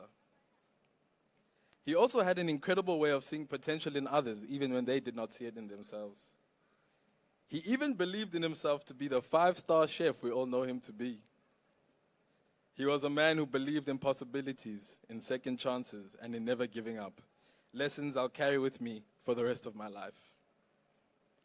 If you were here right now, I'm sure he would nudge me and say something along the lines of, you know, you mustn't make this too long, okay? But how do you keep it short when talking about someone who meant so much? How do you put a period at the end of a sentence that should go on forever? But still, I will try my best to keep this as short as possible. What I admired most about him, though, was his heart. He was kind to everyone, no matter who they were. He made people feel valued, listened to, and cared for. And that's a rare thing in this world. He taught me that at the end of the day, what matters most is not what you have achieved or what you've accomplished or what you have, but it's how you make people feel. And my dad made us all feel important. My father lived with a sense of quiet pride and defiance. He faced life's challenges with his head held high, never wavering in his beliefs or his love for those around him. He gave so much of himself to us, his time, his energy, and most importantly, his love. He gave so much love to his family, brothers, myself, my mother, and Dumi and Bule's mother. And while he may no longer be with us in body, his spirit remains. His legacy doesn't end here. It lives on in the stories we'll tell, in the laughter he brought us, and in the lessons he passed down. Like one of my father's favorite songs, Kevin Barry, his life will continue to resonate through all of us. As the lyrics say, Kevin Barry gave his life, his young life, for the cause of liberty. So too did my father give his life for what mattered most, his family, his values, and his love. So while today may feel like an ending, it's not really. His spirit is too big, too full of life, to ever truly be gone. He'll live on in every memory, every smile he left behind, and in every one of us who had the privilege of knowing him. So as I come to the end of this tribute, I find myself thinking about the night sky. It's something Dad always loved, a sky full of stars. And now when I look up, I know there's one shining a little brighter, a little closer to me. Among all those stars, I've got my own lucky star, if you will, guiding me as Dad always did, quietly, but ever present. And if you'll indulge me, I can't help but connect it to something that brings a smile to my face. You all know how much Dad loved his pilchards, the ones in that unmistakable red tin. Whether it was for a quick snack or for a full-on course dish, there was no questioning his devotion. So, in a way, I like to imagine that my lucky star isn't just any star. It's up there shining red and bright like a tin of pilchards against the night sky. Steady, reliable, and always there when you need it. So now, whenever I gaze into the night, I won't just see stars. I'll see a little part of Dad, watching over us, still offering guidance, and maybe even chuckling at the thought of being compared to a tin of pilchards. Dad, you've always been my guiding star, and I'll look for you in the night sky, my lucky star. Thank you for everything, for the lessons, the laughs, and the love. You'll always be a part of me, and I'll carry your spirit with me in every day. Keep on giving those life lessons up there, and we'll keep listening down here. Until we meet again. Thank you.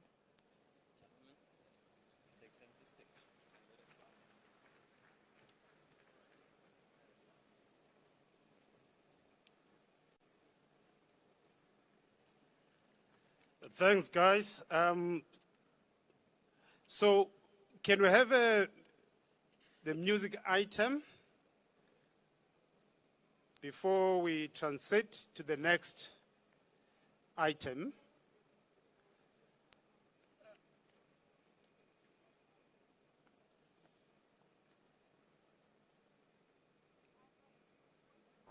Thank you. Thank you so much for the opportunity. This is the last item that we're going to have. And this is a special song for all my parents that are sitting here, the president, all the ministers, and the country as a whole and the continent of Africa. It's the song that I released 1st of January to celebrate me as an African child, and it's called Freedom. I wish I was wearing boots. Forgive me, I'll be doing it in heels. Thank you so much.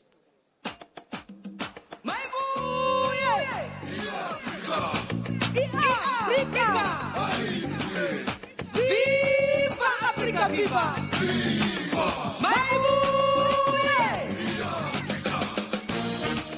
Come on, guys. Church.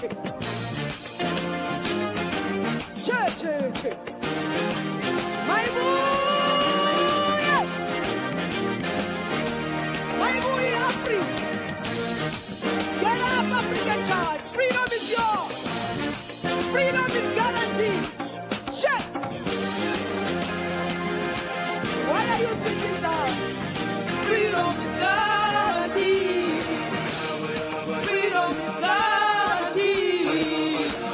Oh, get up, African child.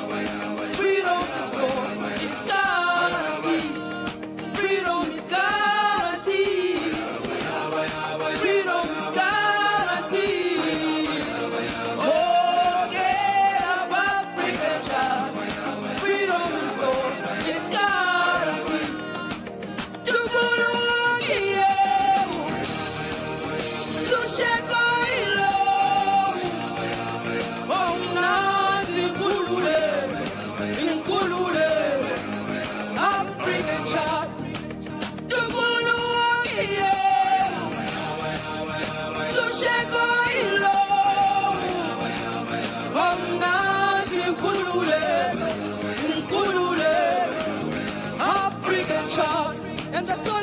like this.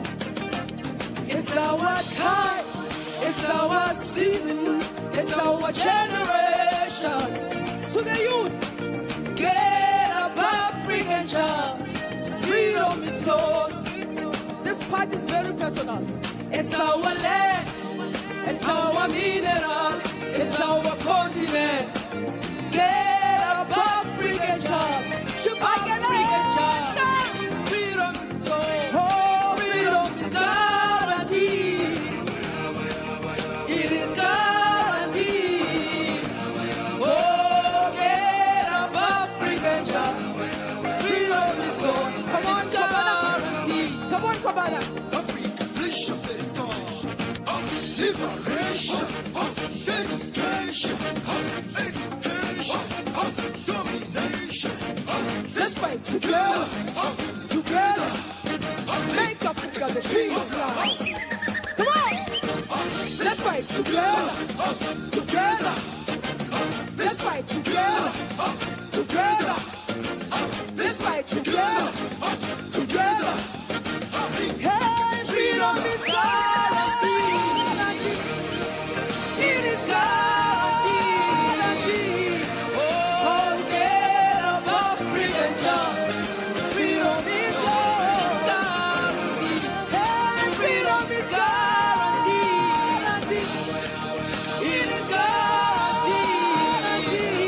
Oh, get up, African child.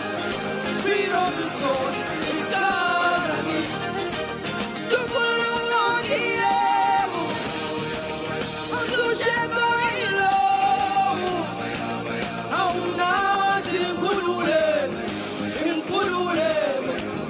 African child.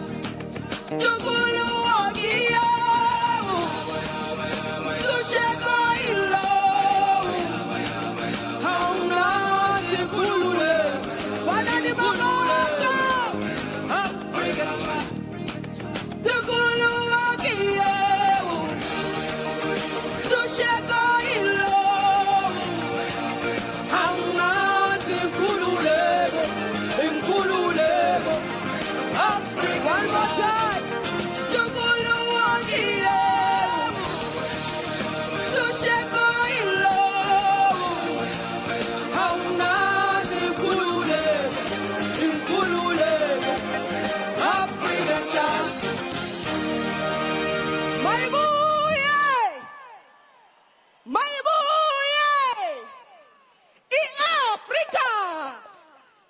Thank you so much. Amandla! Two. Long live the legacy of Tito Mboweni. Long live. Long live the legacy of Tito Titus Mboweni. Long live. Amandla! Amandla! Ripilele Tito, ripilele. Ianyeli Tito, ianyeli. Richilele Tito, richilele. Amandla! Tito, as you can see, or written in his obituary, he was a reader not only of the contemporary literature, but he was interested in reading classics. Adam Smith, Ricardo, and Karl Marx. And one of the theses that he liked in Marx was human beings make history out of conditions that are not their own making. And as they quote here, one of his most likable, favorite quotes was that even under those conditions, human beings must change those conditions. President Ramaphosa, you've led with Tito Mboweni, not only in his capacity as finance minister. One episode which is very clear in your leadership together with Tito Mboweni and your generation was during the negotiations, which laid a good foundation, constitutional foundation for what Tito Mboweni, as a labor minister, had to do, because he premised the labor reforms, the labor laws that protected workers on the foundation of the Constitution, which our current president, Ramaphosa, led in the negotiations, of course, taking the mandate from the movement as a whole. President Ramaphosa and fellow mourners, if there's any precedent post-1994 president, one of the presidents in the post-1994 who has led South Africa under difficult conditions is President Ramaphosa. His Excellency has led under the conditions of COVID-19, 2021 July unrest, leading the renewal of his party has not been an easy task. Leading under the conditions of Ukraine-Russia conflict has not been easy. Leading under the conditions of the intensification of the oppression and the genocide of the Palestinian people has not been easy. But together with Tito Mboweni, you've led and you continue to lead South Africa under these turbulent, difficult times. Yourself, together with Tito, you've been great pilots in helping South Africa to navigate us under these difficult conditions. To us as program director, as we are going to sit down, we want to say, Tito, the Duke of Makgowaskloof, you left us with big shoes, which the current generation may find them not very stylish, but these shoes that you've left for this generation are too big to fill, and will continue to learn from you. May I, at this juncture, at this moment, ask His Excellency President Cyril Matamela Ramaphosa, and as I do so, may I ask you to rise as we welcome President Cyril Ramaphosa on stage.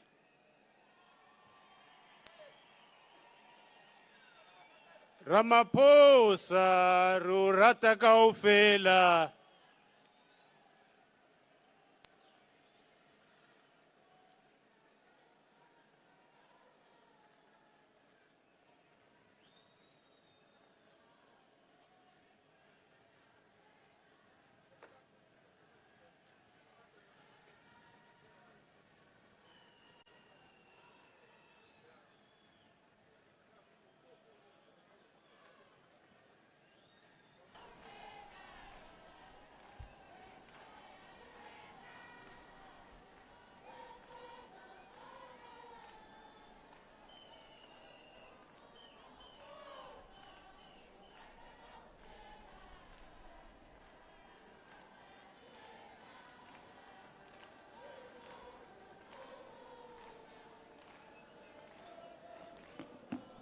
Amandla. Amandla. Long live the spirit of Tito Mboweni, long live. Long live the undying spirit of Tito Mboweni, long live. Amandla. Ayithameni hansi.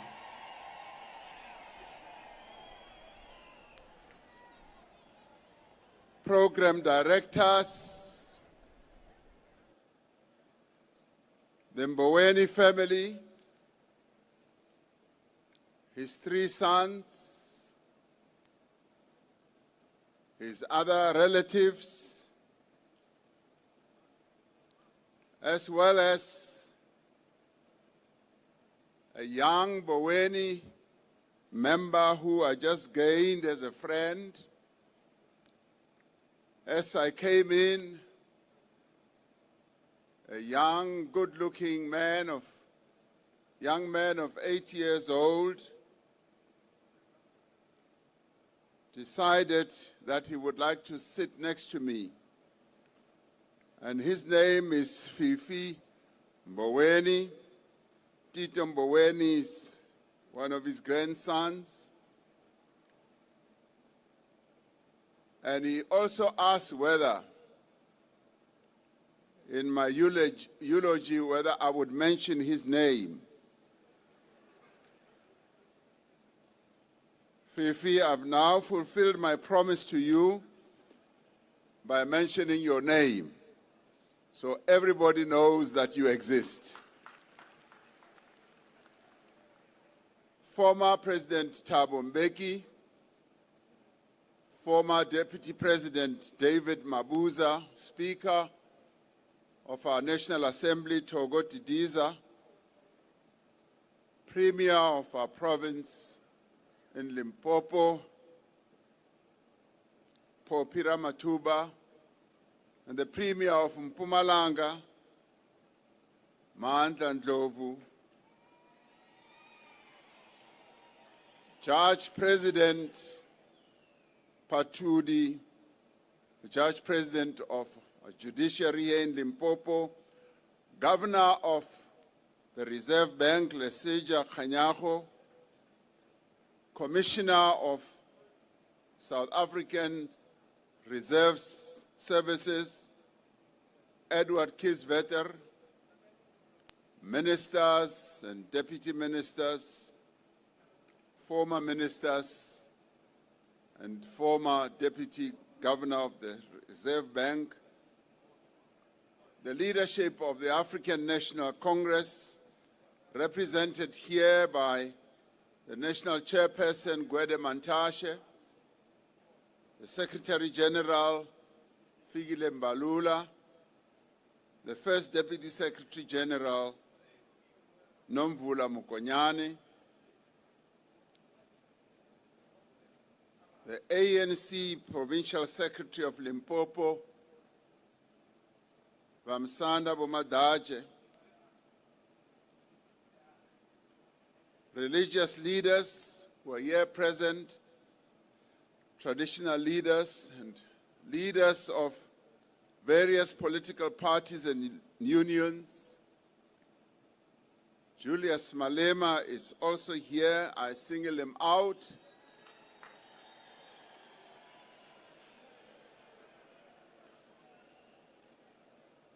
And bulabula hiye na hiku iwabumune la ya parliament uze abulabula swakahlenyana imina nkarukwa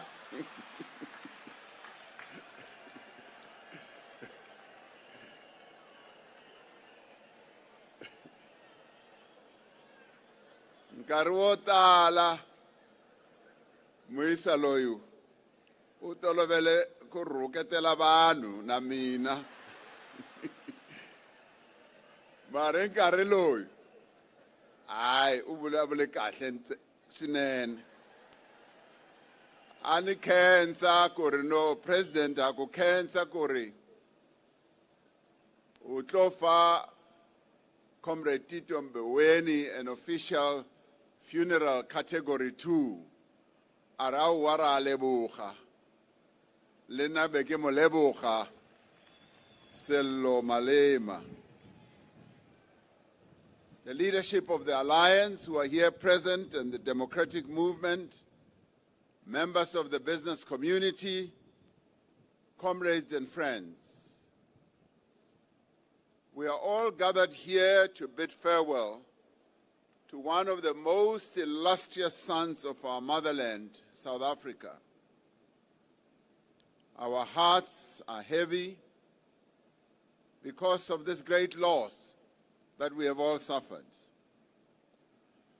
But we are also here to celebrate a life well led, a life that is replete with many lessons that we can learn a lot from. On behalf of the government of the Republic of South Africa and the people of our country, I convey my deepest sympathies and condolences to the family of Tito Titus Mboweni on the loss of their father, their brother, and their uncle, and their grandfather. I convey my sympathies to the leadership and the membership of the African National Congress, a movement that Tito served with integrity in exile during the journey to democracy and beyond. We have lost a respected leader, a friend, a comrade, a teacher, a mentor, and a compatriot. He was known by many names to many different people. Some knew him as Comrade Tito, Uncle Tito, Bra Tito, Governor 8, an erstwhile national breadwinner,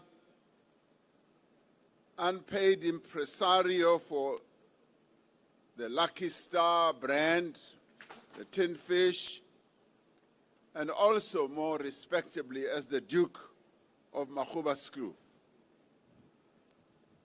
He was larger than life because he led such a big life and touched the lives of so many people. Tito Mboweni fraternized with heads of states and government, such as presidents and prime minister. He was on first-name terms with central bankers from all over the world. He was respected by leading economists, titans of business, labor leaders, and ordinary people in our country. Yet, despite his stature and despite his profile, he never lost the common touch. He had a gift to connect with people. He understood people, and he had a way to make people feel special and make them have a sense that they mattered. Governor 8 could relate to people from all walks of life. He was an empathetic man. He valued character over pedigree, and he was not a cynical person. He looked for the good in each person and usually found it. But at the same time, he was a person who did not suffer fools lightly or easily. Tito taught us that public service is noble and necessary, that one can serve the people of his country with integrity and hold true the important values like faith and family. He strongly believed that it was important to give back to the community and the country in which one lived.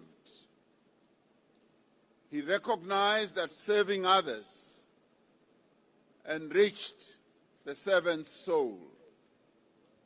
To me, he was the shining star that shined brightest in a maze of a dark period in the life of our country, a dark period we called state capture. He had already left public service when I knocked on his door asking him to return to public service as a Minister of Finance. I just said to him, Comrade Tito, your country needs you to do another tour of service. He agonized about giving up the material value he was building for himself and his family, but after a while, he came through for the people of South Africa and agreed to serve as Minister of Finance. That showed me that we were dealing here with a true patriot. Memory and truth are great virtues. The memories that people have shared of Comrade Tito over the last few days tell us much about his personality and the relationships that he formed with them. Some of the finest tributes have come from our nation's journalists. We hear of a senior minister who was always accessible, who pored over every detail in their stories, and who challenged and sparred with them. We remember how he would dramatically bring a potted alu forex plant to his budget speeches to illustrate his approach to fiscal discipline as he was delivering his budget. Through the alu forex plant, he sought to illustrate that, like our country, this plant survives and thrives when times are tough. We continue to admire how he always sought to demystify matters of the economy for our citizens. He insisted that government must communicate with the people and on how the economy decisions that we take impact their lives. We will remember his aversion to a flashy lifestyle. Tito Mboweni wasn't just incorruptible. He wasn't just an avowed enemy of corruption throughout his life in public office. In time, we will look back at those social media posts of Tito defending his infamous brown shoes that had seen better days before. I remember being photographed with him at my house as he was wearing those brown shoes. I was also wearing almost similar brown shoes. When the wave of criticism descended on his shoes, I immediately packed my shoes away so that I should retire them. I will look at them fondly and remember Tito Mboweni. We may then read what was perhaps the deeper meaning intended in all this, that when you hold public office, when you are entrusted with leadership, you must be of the people, not standing above them, not looking down on them. For Tito, when you hold public office, perceptions matter. Tito's enduring self-deprecation, availability, and humility belied an illustrious career. His remarkable life spans the history of our democratic journey. He was an activist in the struggle against apartheid. He played a formative role in the development of the ANC's economic policy as the ANC prepared to govern in 1994. As the first Minister of Labour, appointed by the father of our democracy, Nelson Mandela, he oversaw the construction of a new labor regime in our country that would reflect the values of our democratic constitution. During his tenure, groundbreaking labor laws were passed. He introduced legislation, as we had, on collective bargaining, the basic conditions of employment, labor relations, health and safety, and employment equity that have served our country well over nearly 3 decades. These laws fundamentally transformed the labor relations landscape in our country and almost completely relegated apartheid labor laws to the dustbin of history.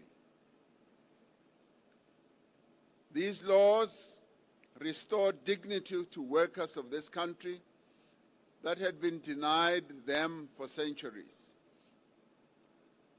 He then became the first governor, a black governor of the South African Reserve Bank. He oversaw the modernization of our central bank. He introduced inflation targeting and convened the bank's first monetary policy committee meetings. And to keep the citizens of our country abreast on economic policy matters, he introduced a televised monetary policy statement presentation, which Governor Leseja Kganyago continues with to this day. Later on, as Minister of Finance, he undertook one of the most difficult of roles. It requires someone of mettle, of real courage. It requires an ability to take difficult decisions and to withstand extreme pressures. In a country such as ours, it also requires someone with a keen understanding of the imperatives of development, social transformation, and the ability to redress the damage that was caused by the past. All of which must at the same time be matched by pragmatism. He often had to tell his cabinet colleagues that there was no money for their ambitious plans. As the national breadwinner, it was up to Tito to put things plainly. As a country, we are better off for Tito Mboweni's steadfastness and resilience as Minister of Finance. He championed economic transformation just as he championed fiscal discipline and evidence-based policy making. Through his leadership, the National Treasury steered our economic difficult path through an extremely difficult period. He became finance minister when the country was emerging from the era of state capture and as the country had to confront a devastating global pandemic. With him at the helm, the National Treasury set itself on a collaborative course with the rest of government to restore policy and regulatory certainty. This would culminate in the establishment of Operation Vulindlela, a joint initiative of the Presidency and National Treasury to speed up the structural reform process that our country so needed, particularly following the years of state capture. Since it was established, the reforms driven through Operation Vulindlela have made considerable headway towards resolving many challenges in our economy.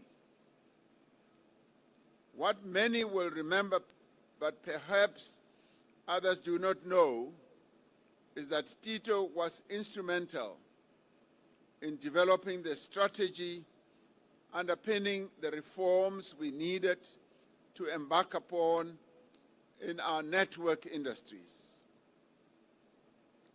His initiatives and insights continue to have a very real and material impact on our economy as well as the lives of ordinary South Africans. It is gratifying that Tito got to see the impact of the hard work that he put in during his lifetime. But I would argue that he left us a bit too early before the reforms that we have embarked upon gain full traction and lead to a growth in our economy, inclusive growth, that is, that should create more jobs, reduce poverty, and eliminate inequality.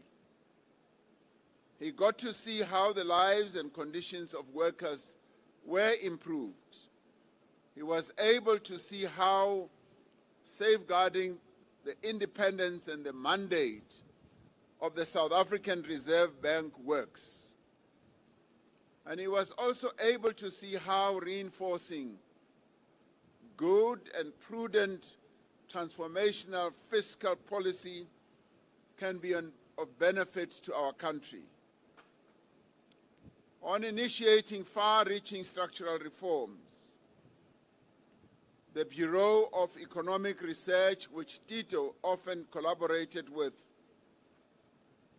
in Stellenbosch University, has said it is difficult to think of any other economic policymaker who has left such an enduring legacy. Tito Mboweni was particularly popular with the younger generation, and we had two of them speaking here on this platform. Who but Uncle Tito could have a chart-topping rap song titled with his name? Who but the Duke of Makhuba could share tips with 1.5 million followers on the best curry powder to cook a chicken with or fish with and impart economic education at the same time? Botala abahleketa kuri Tito Mboweni loko akomba vanhu kuri Lucky Star ingaswekwa kanjani, abahleketa kuri wa penga. Mara a dyondza vanhu vo tala kuri economy ifamba njhani. Our younger generation, many of his social media followers, have a delightful phrase, understanding the assignment. Loosely deciphered, it means knowing what must be done and doing it well. Comrade Tito and I shared a deep passion which many people may not know about, for trout fly fishing, and would spend a considerable amount of time talking about the skill of casting a line on the water to catch a brown trout and compare that to prudent macroeconomic policy management. I'm glad to hear from his sons that he has also taught them how to fly fish. But I kept fearing that on budget day, he would bring a dead trout fish to the National Assembly and talk about it. I'm glad that he never did. To the Mboweni family, you are all having to deal with a raw heartache from his death. But we want you to know that we are all feeling the pain together with you. Tito's departure has left a void in our hearts. We know that your grief of loss is so overwhelming, but I cannot refrain from offering you the consolation that our nation gives when it expresses gratitude in the manner that many of us have expressed our gratitude to what Tito meant to the people of South Africa as he served them diligently. And I do hope that the recognition of the people of South Africa who knew him may assuage the anguish of your bereavement and leave you the memory of the appreciation many who knew him have spoken about, and the solemn pride that must be yours as a family that gave birth and nurtured such an outstanding son of our country. Comrade Tito, you understood the assignment. As we bid farewell, my dear brother, my comrade, my fellow fly fishermen, your legacy as a successful transformation person, from a freedom fighter to a businessman, to a central banker and to a politician, you were a true servant leader. You were deeply admired, and you were dearly loved by the people of this country. You did deliver on what was required of you. You acquitted yourself with dignity and with honor in the ANC, in government and beyond. You depart this world with that dignity, that honor, and that reputation intact. You did not disgrace or betray your movement or the people of this country. You were a credit and an asset to both your movement and your country. You leave at a time when what you started in the form of reforms are gaining traction and are set to catapult our economy to a higher level. You leave at a time when we have set up a government of national unity.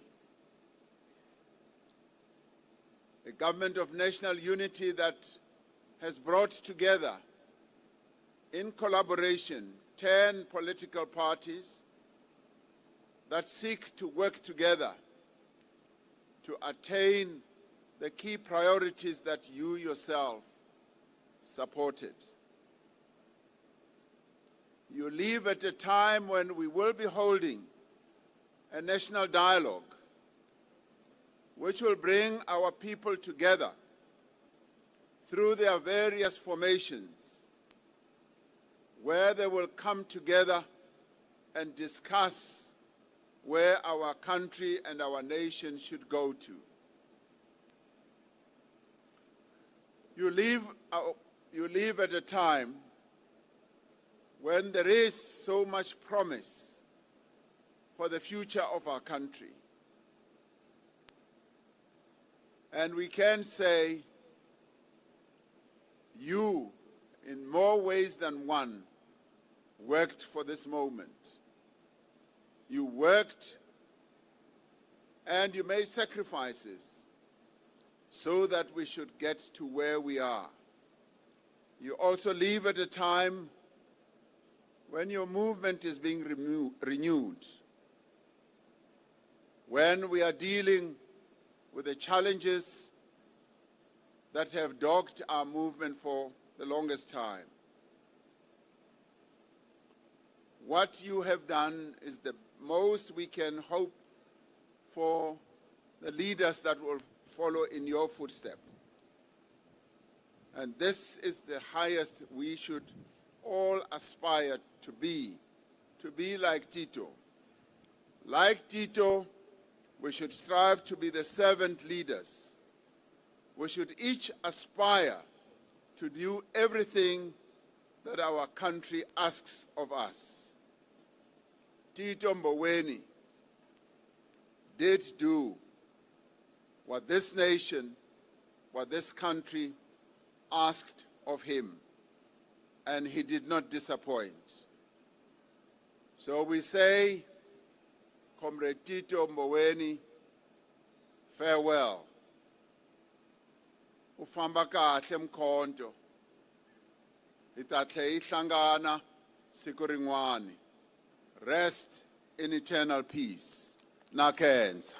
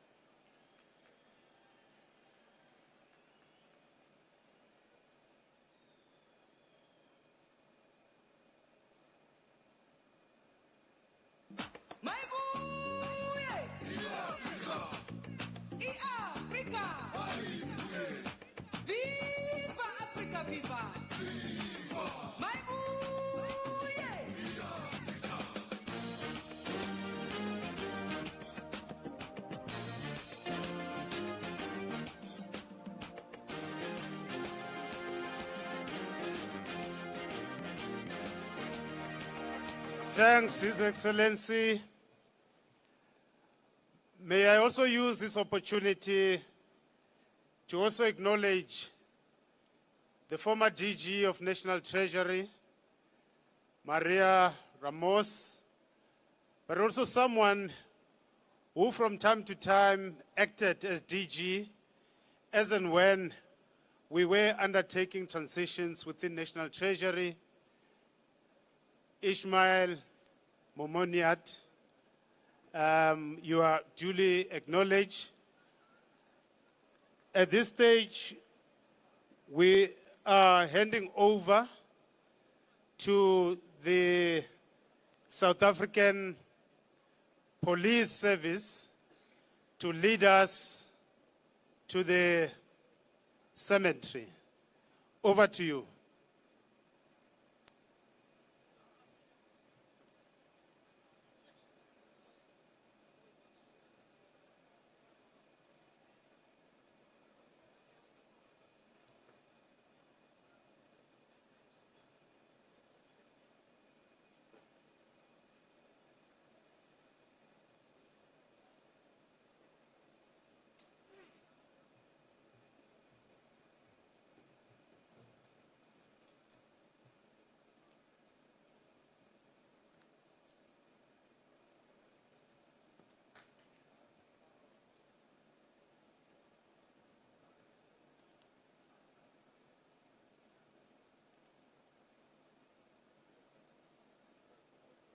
sidlule ezintweni ezinzima njalo siyanqoba sidlule ezintweni ezinzima njalo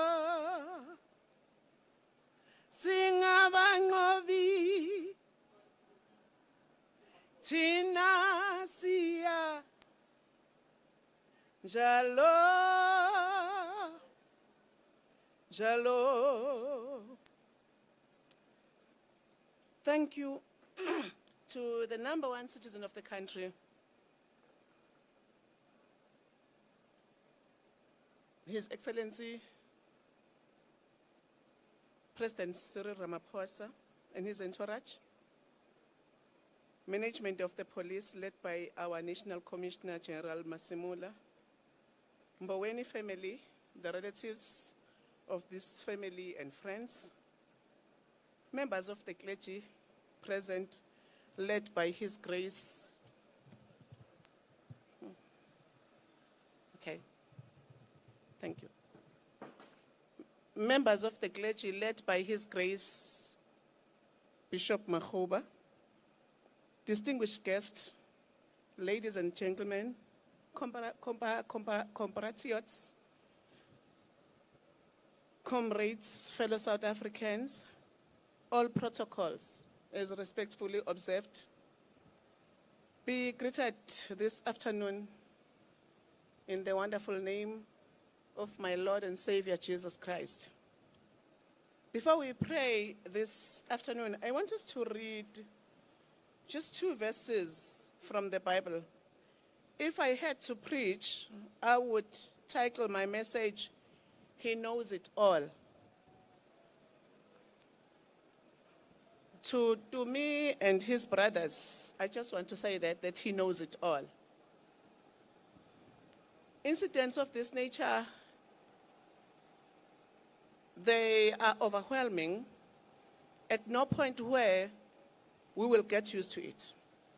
Even if it can be happening on daily basis, but at no point where we will get used to it.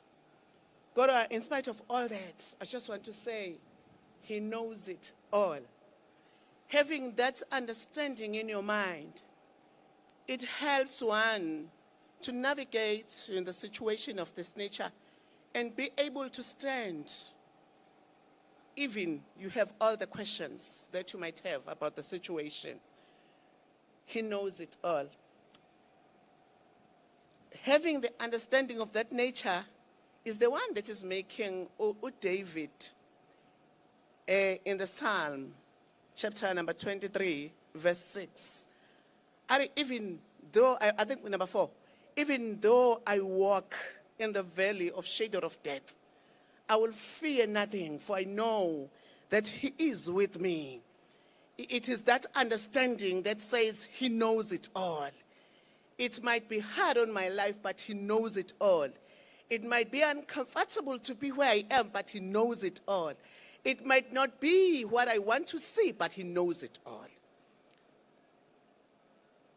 Knowing that made Paul to write this epistle, the first one, to the Thessalonians, chapter 4, verse 13 and 14, and he says,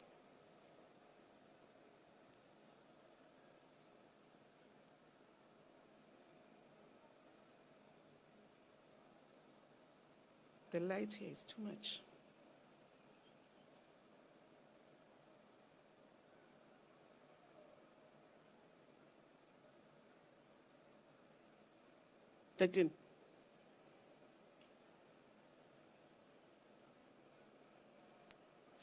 Our brothers and sisters, we want you to know the truth about those who have died, so that you will not be sad, as are those who have no hope.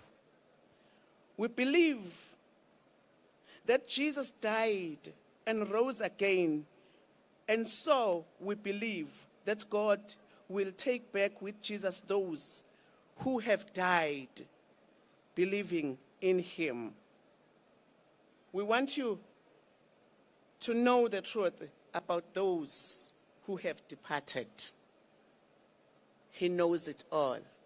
That is the message that I wanted to say, that he knows it all. So don't be dismayed. Don't be discouraged. Don't be afraid. He knows it all. Come, let us pray. Ungosimakade igama lakho. Mhlaba ungakasekelwa bewuNkulunkulu. Konke okukhona kwavela ngawe. Siyabonga simakade ukuba noNkulunkulu njengawe. uNkulunkulu ongasideli, uNkulunkulu ongasishiyi. Amen. We just want to come before you with thanksgiving for the life of Ubaba Mboweni that has been given to this nation as a gift. We thank you, Lord, with the life that he led, with principles of honesty, commitment, and simplicity. Thank you, Lord, that in his life, we're able to learn a lot. The legacy that he left will keep this nation going forward. Thank you for being our Father. Thank you for being our source. As we finish this program, my God, we pray that you journey with us, continuing to the cemetery, as you continue to comfort the family and all the loved ones and all the colleagues and all the friends. We thank you, Father. Take your glory, my God, as you do what you've promised in your word, not leaving nor forsaking us, even in times such as this. Thatha udumo lokufanele ntambama uvele njengoNkulunkulu phakathi kwethu egameni likaJesu ogcotshiweyo kuze kube phakade. Amen. We'll now call upon Captain Galawe to come and give us directives in terms of how we're going to move out of this place as we going to the cemetery.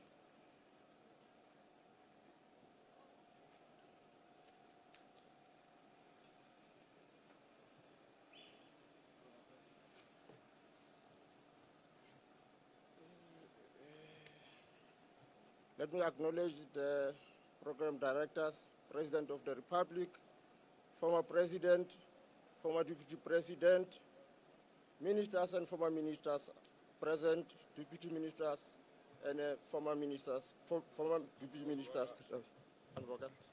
Okay. Mboweni family, community of Nkuankua, Zanin, Limpopo, South Africa, Africa as well as the world. I am Captain Galawe, the marshalling officer for this funeral. Mine is going to be short. I'm going to explain the route that we are going to follow that is accompanied with a few of the rules. We are going to use the route that is the gate on my right, on my far right, and there is another gate next to the toilets. There is another gate closer to the security guards or security officers. We get into the road, we turn right. Immediately on the stop sign, we turn left, and then we'll dismiss. Now the formation of the procession is going to be that one of the police, that is the leading detachment, followed by the band, the Murutis, the bearer parties, the presidency, commissioner of the police, the family, and all other VIPs, as the cast has already been lined up by Colonel Mapaya. What is important that we need to remember is that please do not overtake the procession. As soon as we stopped and dismissed, allow us to travel fast in a lawful speed so that we can reach the space of the grave site before you reach there, so that we prepare ourselves to do the rituals of the police as soon as you arrive, because we will be leading you again from the point where we will be to the grave itself. Thank you very much. Pallbearers and bearers, form up.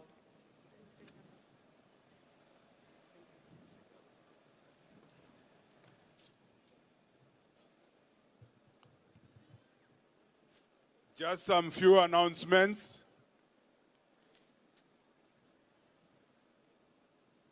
Lunch will be served Abankuna High.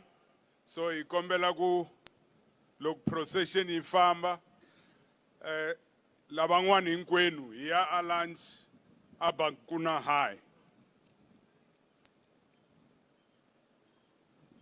Kutabanat memorial services that will be arranged post the burial of Comrade Tito. Details will be announced. We also want to acknowledge the academia, a number of professors that are amongst our midst. Professor Bula from UNISA, Professor Mbati, and many other professors and academia in our midst. Thank you.